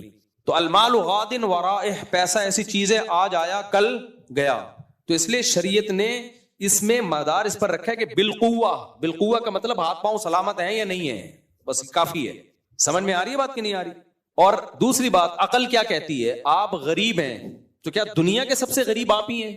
یہ تو عقل کہتی ہے کہ آپ غریب ہیں تو ڈیفنس کی لڑکی سے شادی نہ کریں، لیکن یہ نہیں کہتی کہ آپ غریب ہیں تو اپنے سے بھی زیادہ غریب سے شادی نہ کریں. کیونکہ اگر آپ کی آمدن فار ایگزامپل 10,000 ہے، بہت ہی غریب کی ہوگی نا، تو ایسے لوگ بھی آپ کو مارکیٹ میں مل جائیں گے جن کے باپ، جن کی آمدن 5,000 ہے اور اس میں 6 بیٹیاں پال رہے ہیں وہ. تو اس کے حساب سے 10 والا کیا ہے؟ غریب ہے مالدار ہے؟ مالدار ہے. کیونکہ امیر اور غریب کی کوئی اسپیسیفک ڈیفینیشن نہیں ہے، یہ امور اضافیہ ہوتے ہیں. امور اضافیہ کا مطلب یہ ہوتا ہے کہ ہم اس میں ایک دوسرے سے کمپیئر کر کے کہتے ہیں کہ یہ امیر ہے اور یہ کیا ہے؟ غریب ہے. مثال کے طور پر دیکھو، ایک آدمی کو کسی گاؤں سے آیا اور کراچی میں چوکی داری کی نوکری مل گئی، اس کو کسی گلی میں چوکی دار لگ گیا. وہ گاؤں فون کر کر کے خوشی سے بتاتا ہے میں باروزگار ہو گیا ہوں، میرا روزگار لگ گیا ہے کراچی میں، مجھے ایک گلی میں چوکی دار کی نوکری مل گئی ہے، اب میری شادی کراؤ. گاؤں والے ڈھول بجاتے ہوئے آتے ہیں اور سب لوگ اپنی بیٹیاں پیش کر رہے ہوتے ہیں، یار یہ لڑکا منڈا کراچی میں اس کی جاب لگ گئی، ہماری بیٹی لو. وہ کہہ رہے ہماری بیٹی لو. کیا مطلب؟ ان کے لحاظ سے وہ مالدار ہے. سمجھ میں آ رہی ہے بات کہ نہیں آ رہی؟ وہ آپ کو غریب لگ رہا ہے. اگر وہ غریب ہوتا تو غربت پہ مٹھائیاں تھوڑی بانٹ رہا ہوتا اور اس کے رشتے تھوڑی آ رہے ہوتے. لین لگتی ہو کراچی سے. جب یہ کراچی سے جو مزدور پیشہ لوگ گاؤں دیہاتوں میں جاتے ہیں نا، یہ بوٹ پالش کرتے ہیں، کپڑوں کو استری کرتے ہیں، آنکھوں میں سرما لگاتے ہیں، اور بسوں سے ایسے تیار ہو کے نہا دھو کے گاؤں میں ایسے جا رہے ہوتے ہیں جیسے $6 ملین مین. انگلش فلم آیا کرتی تھی بچپن میں، $6 ملین مین، اس کے کروڑ پتی آدمی تھا وہ. تو ایسے لگتا ہے کہ اگلے الیکشن میں اب گاؤں میں یہی جیت جائے. ایسے آتے ہیں اور گھر میں جا کے 50 کا نوٹ نکالتے ہیں. حقیقت ہے ان کے لحاظ سے یہ کیا ہے؟ بہت امیر ہے. تو وہ ایسے، ہمارے لحاظ سے وہ غریب ہے تو وہ اپنے جیسے غریبوں میں شادی کرے، وہ ان کو امیر ہی سمجھے گی ان کی بیوی ان کو. کیونکہ شادی جہاں خاندان انسانوں میں ہی ہوتی ہے نا، تو انسانوں میں آپ جیسے اور بھی بہت سارے انسان ہیں. آپ اگر ٹماٹر بیچتے ہو تو ایسے لوگ بھی ملیں گے جن کو ٹماٹر بیچنے کی طاقت بھی نہیں ہے، ایسی لڑکیاں بھی مل جائیں گی آپ کو. اور ڈیفنس والے کی نظر میں یہ کیا ہے؟ غریب ترین انسان ہے. یہ تو بیچارہ گلی میں چوکی داری کر رہا ہے، یہ تو ٹماٹر بیچ رہا ہے. سمجھ میں آ رہی ہے بات کہ نہیں آ رہی؟ ایک بات. آگے دوسری بات رہی بچوں کی. تو عقل یہ کہتی ہے کہ ابھی جیب میں پیسے نہیں ہیں، بچہ جب پیدا ہوگا تو کہاں سے کھلائیں گے. یہ وہ عقل ہے جو شہوت سے متاثر ہے، جو خدا کے مقابلے میں. جب وحی کے نور سے عقل آراستہ ہوتی ہے تو پھر عقل صحیح استعمال ہوتی ہے. عقل کہتی ہے بچہ پیدا ہوا، ماں کی چھاتیوں میں دودھ آیا. اس کا مطلب پیدا کرنے والا اس سے غافل بولو نہیں. اس کا رزق کا انتظام کس نے کیا ہوا ہے؟ اللہ نے. اب پھر وہی شہوت پرستوں کی عقل، وہ کہیں گے یار بچے کے لیے صرف دودھ ہی تو نہیں چاہیے نا، بچے کو صرف دودھ چھوڑی چاہیے، بچے کو تو اسکول کا فیسیں اور آگے علاج اور فلانا اور ڈمکانا. یہ وہ عقل ہے جو شہوت پرستی سے اور کنجوسی سے مغلوب ہے. اصل میں پیسہ بچانا مقصد ہے کہ میں ہی کھا جاؤں سارا. لیکن یہاں بھی جس کی عقل صحیح استعمال ہوگی وہ کہے گی بھائی وہ عقل کہے گی ایک سائن ہے, علامت ہے. پیدا کرنے والا کہہ رہا ہے ابھی اس کے لیے ضرورت دودھ کی ہے تو میں نے اپنی طاقت سے دودھ پیدا کر دیا, جو سب سے مشکل کام تھا وہ میں نے کر دیا, تو جو آسان ہے وہ نہیں کر سکتا میں. سب سے مشکل کام جو کسی کا باپ نہیں کر سکتا وہ دودھ پیدا کرنا ہے. بچوں کی اسکول کی فیسوں کا زکاتوں سے بھی انتظام ہو سکتا ہے, فری پھوکٹ کے اسکول بھی کھل جاتے ہیں, فری میں ٹیوشن بھی ٹیوٹر بھی مل جاتے ہیں, اور پہلی بات بہت سے بچوں کے لیے تعلیم ضروری بھی نہیں ہوتا, یہ بھی نالج ہے. حالانکہ یہ نہ 8ویں پاس ہے نہ 9ویں پاس ہے, 10ویں میرے سامنے گولڈ اور پیتل لا کے رکھو میں نہیں فرق کر اب تک نہیں کر سکتا. آپ مذاق سمجھ رہے ہو, میرے سامنے اگر آپ سونا اور پیتل رکھ دو نا میں نہیں فرق کر سکتا اس میں سونا کون سا ہے اور پیتل. خواتین کر لیتی ہم نہیں, میں نہیں کر سکتا, میرے جیسے بہت سے مرد نہیں کر سکتے ہوں گے. مجھے نہیں پتا چلتا یہ گولڈ ہے یا کیا ہے, ہم نے کبھی استعمال ہی نہیں کیا بھائی. اگر کبھی خریدا بھی گھر والوں کے لیے تو گھر والوں کو ہی دکھایا تم دیکھ لو بھائی کیا ہے, ہمیں تو نہیں پتا بھائی کیا ہے. رسید کو دیکھ لیا, رسید پہ گولڈ لکھا ہوا ہے, بندہ قابل اعتماد ہے, ٹھیک ہے بھائی. لیکن ایک کچرا چننے والے کو گولڈ, پیتل, سلور, کاپر یہ سب چیزوں میں فرق پتا ہوتا ہے. یہ بھی پتا ہوتا ہے اس یہ کاپر 1 نمبر خالص ہے, اس میں ملاوٹ ہے. ہو سکتا ہے کسی سائنٹسٹ کو نہ پتا چل رہا ہو. یہ جو پہلے زمانے کے حکیم بڑے ایکسپرٹ ہوا کرتے تھے, میڈیکل سائنس تھوڑی بڑی ہوتی, تجربے کر کر کے, نبضیں چیک کر کے علامتیں دیکھ کے اتنے ایکسپرٹ ہو جاتے تھے, سمجھ جاتے تھے اس کی شوگر بڑھی ہوئی ہے, یہ شوگر کم ہوئی ہوئی ہے. حالانکہ کوئی لیب نہیں تھی پہلے زمانے میں بھی شوگر ہوتی تھی. حکیم کیسے علاج کرتے تھے, وہ اندازہ ہو رہا ہے اس کو یوں ہو رہا ہے, اس کو اندازہ ہو گیا اس کی شوگر بڑھی ہوئی ہے, اس کو کہا کہ اٹھک بیٹھک کر لے بھائی, لگاؤ ورزش کروائی, اس کا شوگر لیول کیا کر دیا ڈاؤن. اصطلاحات نہیں تھی لیکن علاج تھے, علاج پہلے بھی ہوتے تھے. یہ روٹ کینال جو ہے نا, روٹ کینال فرعونیوں کا ہوا ہے, اس زمانے میں بھی یہ روٹ کینال ہوتا تھا. حالانکہ روٹ کینال کا لفظ بھی نہیں تھا اس زمانے میں. تو علم کا مطلب صرف اسکول کالج نہیں ہوتا. میں اپنے دوستوں کو جانتا ہوں جنہیں جو پڑھتے ہی نہیں تھے, کمپیوٹر پہ بیٹھے ٹھش پش کرتے ویب سائٹ ڈیزائنر بن گئے, لوگوں کو بڑی بڑی کمپنیوں کو ویب سائٹ بنا کے دے رہے ہیں اور کروڑوں پتی بن گئے. وہ بھی تو علم ہے. کوئی کمپیوٹر سائنس میں انہوں نے پڑھا بھی نہیں ہے, ڈپلوما بھی نہیں کیا. تو آپ کے بچے کے لیے تعلیم ضروری ہے, کتنی ضروری ہے یہ خدا کو پتا ہے. اللہ آپ کے بچے کو اسکول کے پیسے یا تو دے دے گا یا نہیں دے گا, اور بول دے گا نہیں دیے تو اس کا مطلب اس کے لیے نہیں دینا زیادہ ضروری تھا, دے دیتا تو یہ بیکار بن جاتا ہے انسان. تو اب اللہ نے ایک سائن کے طور پہ بتا دیا کہ میں نے دودھ پیدا کر دیا, جو سب سے مشکل کام تھا, جو کسی کا باپ بھی پیدا نہیں کر سکتا تو, اور اب تک پیدا نہیں کر سکا. تبھی ڈاکٹر کہتے ہیں ماں کے دودھ کا آلٹرنیٹ کوئی ہے ہی نہیں. تو یہ سائن ہے, علامت ہے کہ جو دودھ پیدا کر سکتا ہے, جو کوئی نہیں پیدا کر سکتا, تو وہ باقی چیزیں کیوں پیدا نہیں کر سکتا. یہ تو ایک علامت ہے کہ وہ غافل نہیں ہے.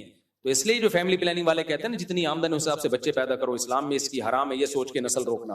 اسلام کہتا ہے رزق کا وعدہ کس نے کیا ہے, رزق اللہ کی ذمہ داری ہے. تو یہ بچے اللہ کی مخلوق پہلے ہیں, تمہاری اولاد بعد میں. ہاں بکریاں اتنی رکھو جتنا چارہ کھلا سکتے ہو, کیونکہ جانور پہ اللہ نے تمہیں کنٹرول دیا ہے.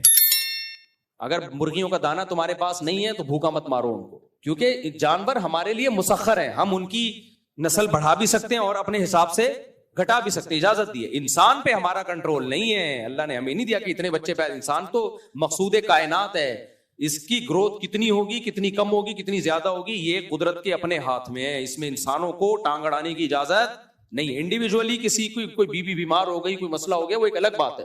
عمومی سطح پہ یہ تحریک بالکل حرام ہے کہ نسل بڑھاؤ یا نسل گھٹاؤ. نہ بڑھاؤ نہ گھٹاؤ, یہ کس کے ہاتھ میں ہے, اللہ کے ہاتھ میں. آپ کی آمدن ہے نہیں ہے, نسل روکنے کی آپ کو اجازت نہیں ہے, بلکہ یہ تو آپ کی انویسٹمنٹ ہے. ہو سکتا ہے غریب کو اللہ بچہ دے اس لیے رہا ہو کہ تیری غربت ختم ہو, کیونکہ یہ بچہ 15-20 سال میں بڑا ہو کے کما کے کھلائے گا. میں نے بہت سے غریب دیکھے ہیں, غریب تھے, بچے دبا کے پیدا ہوئے, کروڑ پتی بن گئے, وہ کروڑ پتی بن گئے.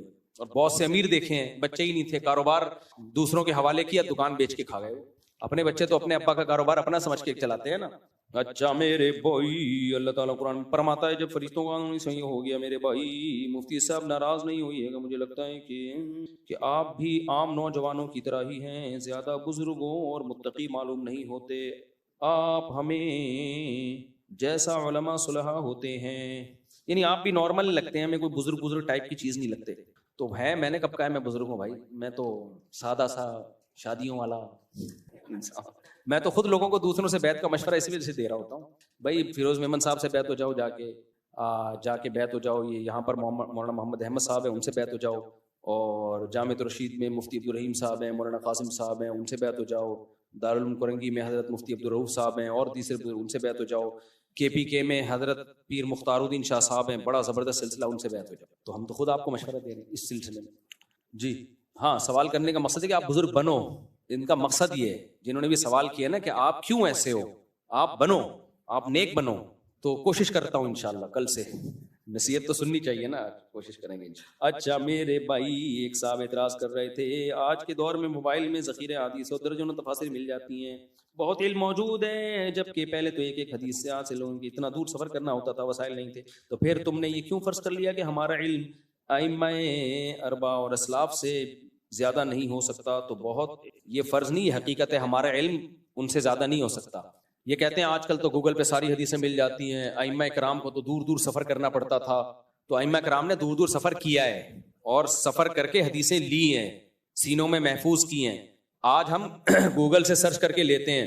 ان کے علم میں اور ہمارے علم میں فرق یہ کہ ان کا علم مشاہدے پر مبنی تھا. انہیں جب کوئی حدیث پہنچتی تھی اپنی سند کے ساتھ پہنچتی تھی, اور ایک ایک دو دو سلسلوں کے ساتھ. جیسے امام حنیفہ کو کوئی حدیث پہنچے گی تو امام حنیفہ کیا حدیث میں بیان کریں گے کہ مجھے بیان کیا, جیسے ان کی جو مضبوط ترین سند ہے, مجھ سے بیان کیا حماد الکوفی نے, بہت بڑے کوفہ کے فقیہ ہیں. وہ کہیں گے مجھ سے بیان کیا ابراہیم نخعی نے, بہت بڑے تابعی ہیں, وہ بہت بڑے فقیہ ہیں جنہوں نے تابعین کو نمازیں پڑھتے ہوئے دیکھا. وہ کہیں گے مجھ سے علقمہ نے بیان کیا, وہ عبداللہ بن مسعود کے ساتھ پوری زندگی ان کی چپک کے گزری ہے, ٹھیک ہے نا, ساری زندگی اٹھنا بیٹھنا عبداللہ بن مسعود کے ساتھ رہا, اور عبداللہ بن مسعود سے وہ بیان کرتے ہیں, اور عبداللہ بن مسعود نبی کے ساتھ ساری زندگی چپک کے رہے ہیں. بالکل صحابہ کہتے ہیں ہم آپ کو گھر کا فرض سمجھتے تھے. تو یہ علم گوگل اس کے لیول کا ہو ہی نہیں سکتا. تو یہ بکواس ہے کہ ان چاروں امام اور ان مجتہدین سے زیادہ ہمارا علم ہے, چونکہ ہم نے مکتبہ شاملہ اور مکتبۃ التراث اور گوگل ہمارے پاس ہے. آپ کا سارا کتابوں کا بوجھ بھی آپ رکھ لو تو آپ کی مثال ایسے ہی ہے کمثل الحمار یحمل اسفارا. وہ تفقہ, وہ بصیرت, وہ تقوی اور مشاہدہ کا علم.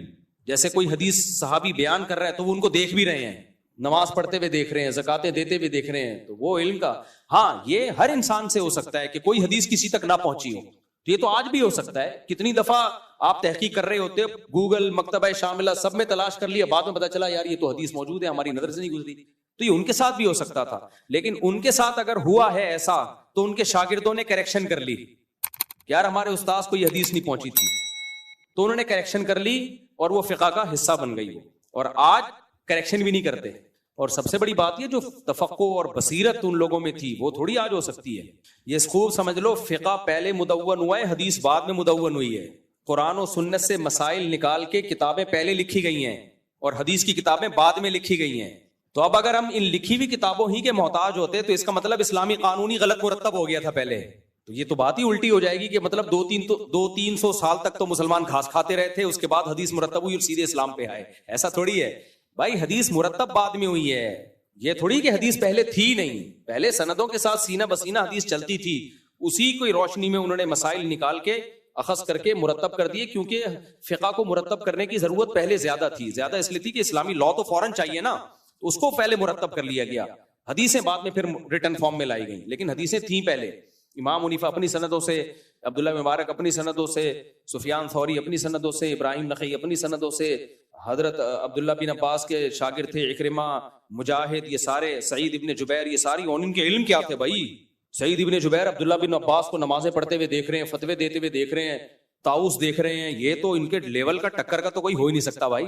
مجھے ایک بات بتاؤ, آج ہمارے پاس ایک کوئی شخص آ جائے جس نے 23 سال نبی کی زندگی میں کے ساتھ گزارے ہوں, نبی کے ساتھ جس نے 23 سال گزارے ہوں, 20 سال نبی کے پیچھے نمازیں پڑھی ہوں, جہاد کیا ہو, اور وہ ہمیں بتائے نبی نے ایسے نماز پڑھی ہے, آپ ساری بخاری مسلم کو ایک طرف رکھ دو گے, آپ بولے گا بھائی سب کیا کر دو سائڈ پہ, یہ تو دیکھ کے آ رہا ہے, یہ کیا کر رہا ہے, دیکھ کے آ رہا ہے. اب کوئی ایسا بندہ آنا ممکن نہیں ہے اس لیے, لیکن یہ چاروں ائمہ انہوں نے جن سے علم حاصل کیا وہ سارے ایسے ہی بندے تھے, وہ سارے ایسے بندے تھے جنہوں نے صحابہ کو دیکھا, تابعین کو دیکھا. تو اس لیے ان کے ٹکر کا علم اب ہو نہیں سکتا, امپاسبل, یہ ممکن ہی نہیں ہے. تبھی آپ ان لوگوں کو دیکھ رہے ہو جن کو ساری حدیثیں پتہ ہوتی ہیں, یہ پھینکتے کتنی لمبی لمبی ہیں. وطر کا طریقہ آج تک ہم غلط پڑھتے رہے, اس نے پوری تحقیق کے بعد ہی مسئلہ بیان کیا تھا. آج تک ہم وطر گھاس کھاتے رہے ہیں, اتنا کنفیوژن پیدا کی دنیا میں, جہاں بھی جاؤ لوگ پریشان تھے یار کہ مفتی صاحب اتنی بڑی کنفیوژن اس بندے نے. ہم نے کہا 20 سال سے ہم غلط نماز پڑھ رہے ہیں, تو وہ آپ نے دیکھ لیا, وہی تھے, مکتبہ شاملہ والے ہی ہوتے ہیں یہ, وہ لوگ مکتبہ تراث والے, گوگل مفتی ہوتے ہیں یہ. تو اس کا اب تک کوئی جواب آیا نہیں ہے. اس کے جواب میں کچھ لوگوں نے ریکارڈ کروایا, حدیث میں آتا ہے 5 رکعتیں وطر پڑھتے تھے اور آخر میں بیٹھتے تھے. مفتی صاحب نے اس حدیث کا تو جواب دیا ہی نہیں ہے. تو اس حدیث کا جواب اس لیے کہ یہ اس کی دلیل میں ہے ہی نہیں، اس لیے میں نے جواب نہیں دیا. وہ تو جو آپ کے دعوے کی دلیلیں تھیں ان کا جواب دیا. اس حدیث کا مطلب کہ 5 رکعت وتر میں آخر میں بیٹھتے تھے کا مطلب یہ ہے کہ 3 رکعت وتر اور 2 نفل پورے کو وتر کہا گیا ہے، کیونکہ امام ترمذی نے کہا ہے پوری صلاۃ اللیل کو بھی کیا کہا جاتا تھا؟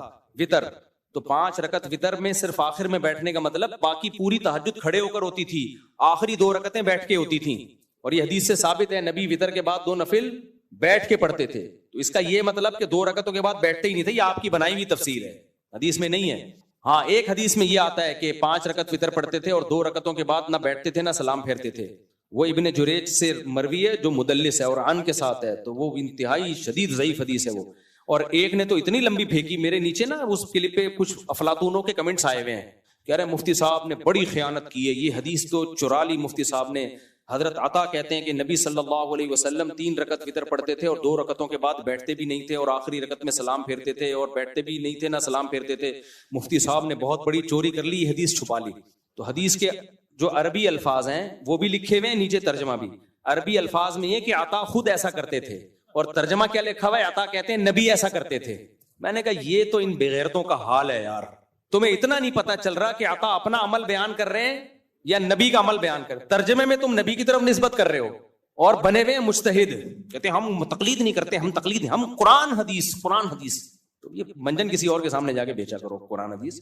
ترجمے ان کمبختوں نے غلط کیے ہوئے ہوتے ہیں، اور کئی جگہ یہ حدیث کوٹ کی ہے کہ حضرت عطا کہتے ہیں نبی یہ کیا کرتے تھے. کہاں کہتے ہیں حضرت عطا؟ کہاں لکھا ہوا ہے؟ میں دکھاؤ. کہتے ہیں یہ لکھا ہوا ہے نا ابے کمبخت، یہ اردو میں لکھا ہوا ہے. حضرت عطا کیا اردو اسپیکنگ تھے؟ اردو میں بول کے گئے ہیں. تو وہ کہتے ہیں یہ عربی سے ترجمہ ہم نے کیا ہے. تو بھائی یہ ترجمہ غلط کیا ہے. حضرت عطا نے نبی کی طرف نسبت، ان کا اپنا اجتہاد تھا یہ. تو ہم حضرت عائشہ کے عمل کو لیتے ہیں. حضرت عائشہ نبی کی وتر کو زیادہ سمجھتی تھیں. حضرت عائشہ سے وتر کا وہی طریقہ ثابت ہے جس طرح سے حنفی پڑھتے ہیں، بالکل ایز اٹ از یہی طریقہ ثابت ہے. اور باقی تمام طریقوں کی نفی ہے سیدہ عائشہ سے. باقی ٹھیک ہے اختلافی مسئلہ ہے، تو اختلافی مسئلہ ہے تو ہم حضرت عائشہ کو فالو کر رہے ہیں، اور اس سے حدیث مرفوع بھی ہے، نبی کا عمل بھی ہے. اور عبداللہ بن عمر کا عمل یہ ہے کہ وہ 2 رکعت کے بعد سلام پھیرتے تھے. تو اس کے جوابات 2 رکعت کے بعد سلام پھیرنے نہیں پھیرنے ایک الگ ٹاپک ہے، میں اس پہ بھی انشاءاللہ ریکارڈ کرواؤں گا. لیکن وتر 3 پڑھنے ہیں تو 2 رکعت کے بعد آپ کو قاعدہ کرنا پڑے گا. ایک صاحب نے کہا کہ میں نے خود حرم میں وتر پڑھے ہیں، امام کعبہ نے تراویح کے بعد 3 وتر پڑھائے، 2 رکعت کے بعد قاعدہ نہیں کیا، ڈائریکٹ کھڑے ہو گئے. صاحب امام کعبہ تو غلط نہیں ہو سکتے. تو پھر آپ ایک اصول پہ ٹکو، آپ بولو پھر قرآن و حدیث کی میں ہمیشہ وہ تشریح مانوں گا جو امام کعبہ سے پھر دلیل ولیل کی بات مت کرو. تو اس کے جواب میں پھر ہم کہیں گے آج آپ امام کعبہ کی تقلید کر رہے ہو، ہم ابو حنیفہ کی کر رہے ہیں، پھر جو تبع تابعین میں سے اور راجح قول کے مطابق تابعین میں سے تھے، جن کو 50% سے زائد امت نے فالو کیا. برے ہم امام کعبہ کو بھی نہیں کہتے، قابل احترام ہے ہمارے لیے. تو پھر آپ مقابلہ نبی کا ابو حنیفہ سے نہیں کراؤ، پھر آپ ابو حنیفہ کا امام کعبہ سے مقابلہ کراؤ. ٹھیک ہے نا؟ ٹھیک ہے نا؟ تو اس میں امام حنیفہ کا پلہ بھاری ہے. اور اگر دلیل کی بات کرنی ہے تو دلیل سے ثابت کرو. پھر آپ امام یہ نہیں کہو امام کعبہ یہ کرتے ہیں تو امام سدیس یہ کرتے ہیں. پھر لوگ کہتے ہیں حرم میں کیسے غلط ہو سکتا ہے؟ یقیناً حرم میں غلط نہیں ہو سکتا بشرطے کہ 1400 سال سے ہو. یہ نہیں ہو سکتا کہ حرم میں 1400 سال سے غلط نماز پڑھی جا رہی ہو. ہاں جس نماز میں اختلاف ہے تو حنفیوں کی تو 700 سال حرم میں حکومت رہی ہے. 700 سال تو وہ حکومت رہی ہے جو پکی ڈھکی، اور اس سے پہلے بھی زیادہ تر حنفی ہی رہے ہیں. 700 سال تو وہ جو حنفی تھے دنیا میں، یعنی ان کی ایسا خلافت تھی کہ وہ غیر مسلموں کو جب فقہ کی کتابیں دی جاتی تھی نا، اسلامی قانون، تو فقہ حنفی ہی بتایا جاتا تھا ان کو. ہمارے دوست نے جرمنی کی یونیورسٹی میں جو اسلام پڑھا ہے نا، اس میں اب تک قدوری پڑھائی جاتی ہے. سمجھ میں آ رہی ہے بات؟ قدوری، کیونکہ خلافت عثمانیہ کے دور میں جو اسلامی لا انٹروڈیوس ہوتا تھا نا غیر مسلم کنٹریز میں، وہ قدوری اور ہدایہ ہوتا تھا. تبھی آکسفورڈ یونیورسٹی میں صدیوں تک ہدایہ پڑھائی جاتی رہی ہے اسلامی قانون کے طور پر، اور اب بھی یہ بہت ساری ان کی یونیورسٹیوں میں. خیر کہاں سے کام چلے گئے، تو خلاصہ یہ نکلا کہ یا تو تقلید کرو یا تحقیق کرو. تم کمبختو نہ تقلید کے نہ تم تحقیق کے. جہاں سے تمہیں فتویٰ مل رہا ہے اٹھا کے وہیں سے پھینک دیا. تو حرم میں تو 1400 سال پھر 20 رکعت تراویح پڑھی گئی ہے، تو آپ کیوں اس کو نہیں مانتے پھر؟ اچھا میرے بھائی مفتی صاحب، یہ سوال یہ کہ کوئی بھی ہندو کو مسجد میں جانا جائز ہے اور بیان سن سکتا ہے؟ جی بالکل جائز، کیا مستحب ہے کہ اس کو مسجدوں میں لائیں اور بیان سنوائیں. غیر مسلم نبی کے دور میں بھی مسجد نبی میں آئے ہیں. مفتی صاحب میری بیٹی جس کی عمر 18 سال ہے، اس کے پاس 1.92 تولے سونا موجود ہے، اور اس کا میری بیٹی عمر 16 سال ہے، اس کے پاس موجود ہے میرے بچے دونوں فی زمانہ تعلیم حاصل کر رہے ہیں، ان کی کفالت میرے ذمہ دونوں بچوں کی، بہت لمبا میرے بھائی۔ دیکھو جو نابالغ بچے ہیں، بچی کی عمر 18 سال ہے، وہ تو بالغ ہے، اس کے جو گفٹ آئے یا اس کو جو سونا ملا اس کی زکوٰۃ بھی ہے، اور جو گفٹ ہے وہ اپنی مرضی سے جہاں جائے استعمال کرے، اور بچے کی عمر بھی 16 سال ہے، وہ بھی بالغ ہو گیا، تو دونوں کے حکام وہی ہیں جو بڑوں کے حکام ہیں، سونے پہ زکوٰۃ بھی ہے، اور جو ان کو گفٹ ملیں گے وہ اپنی مرضی سے خرچ بھی کر سکتے ہیں۔ نابالغ بچے کے پاس جو مال ہے اس پہ زکوٰۃ بھی نہیں ہے، اور اس کو جو گفٹ ملے تو وہ استعمال بھی نہیں ہو سکتے، وہ بچے ہی کے مفاد میں استعمال کیے جائیں گے، وہ بچہ کسی اور کو گفٹ نہیں دے سکتا۔ اگر بچے کو آپ نے عادت ڈلوانی ہے گفٹ دینے کی، تو پھر جتنے ہی مالیت کا وہ گفٹ ہے بچے سے کہیں وہ اتنے کو فلاں کو دے دے، نیت یہ کر لیں ہماری طرف سے، اور اتنے پیسے بچے کو آپ دے دیں، یا اتنی کی کوئی دوسری چیز خرید کے دے دیں اس کو۔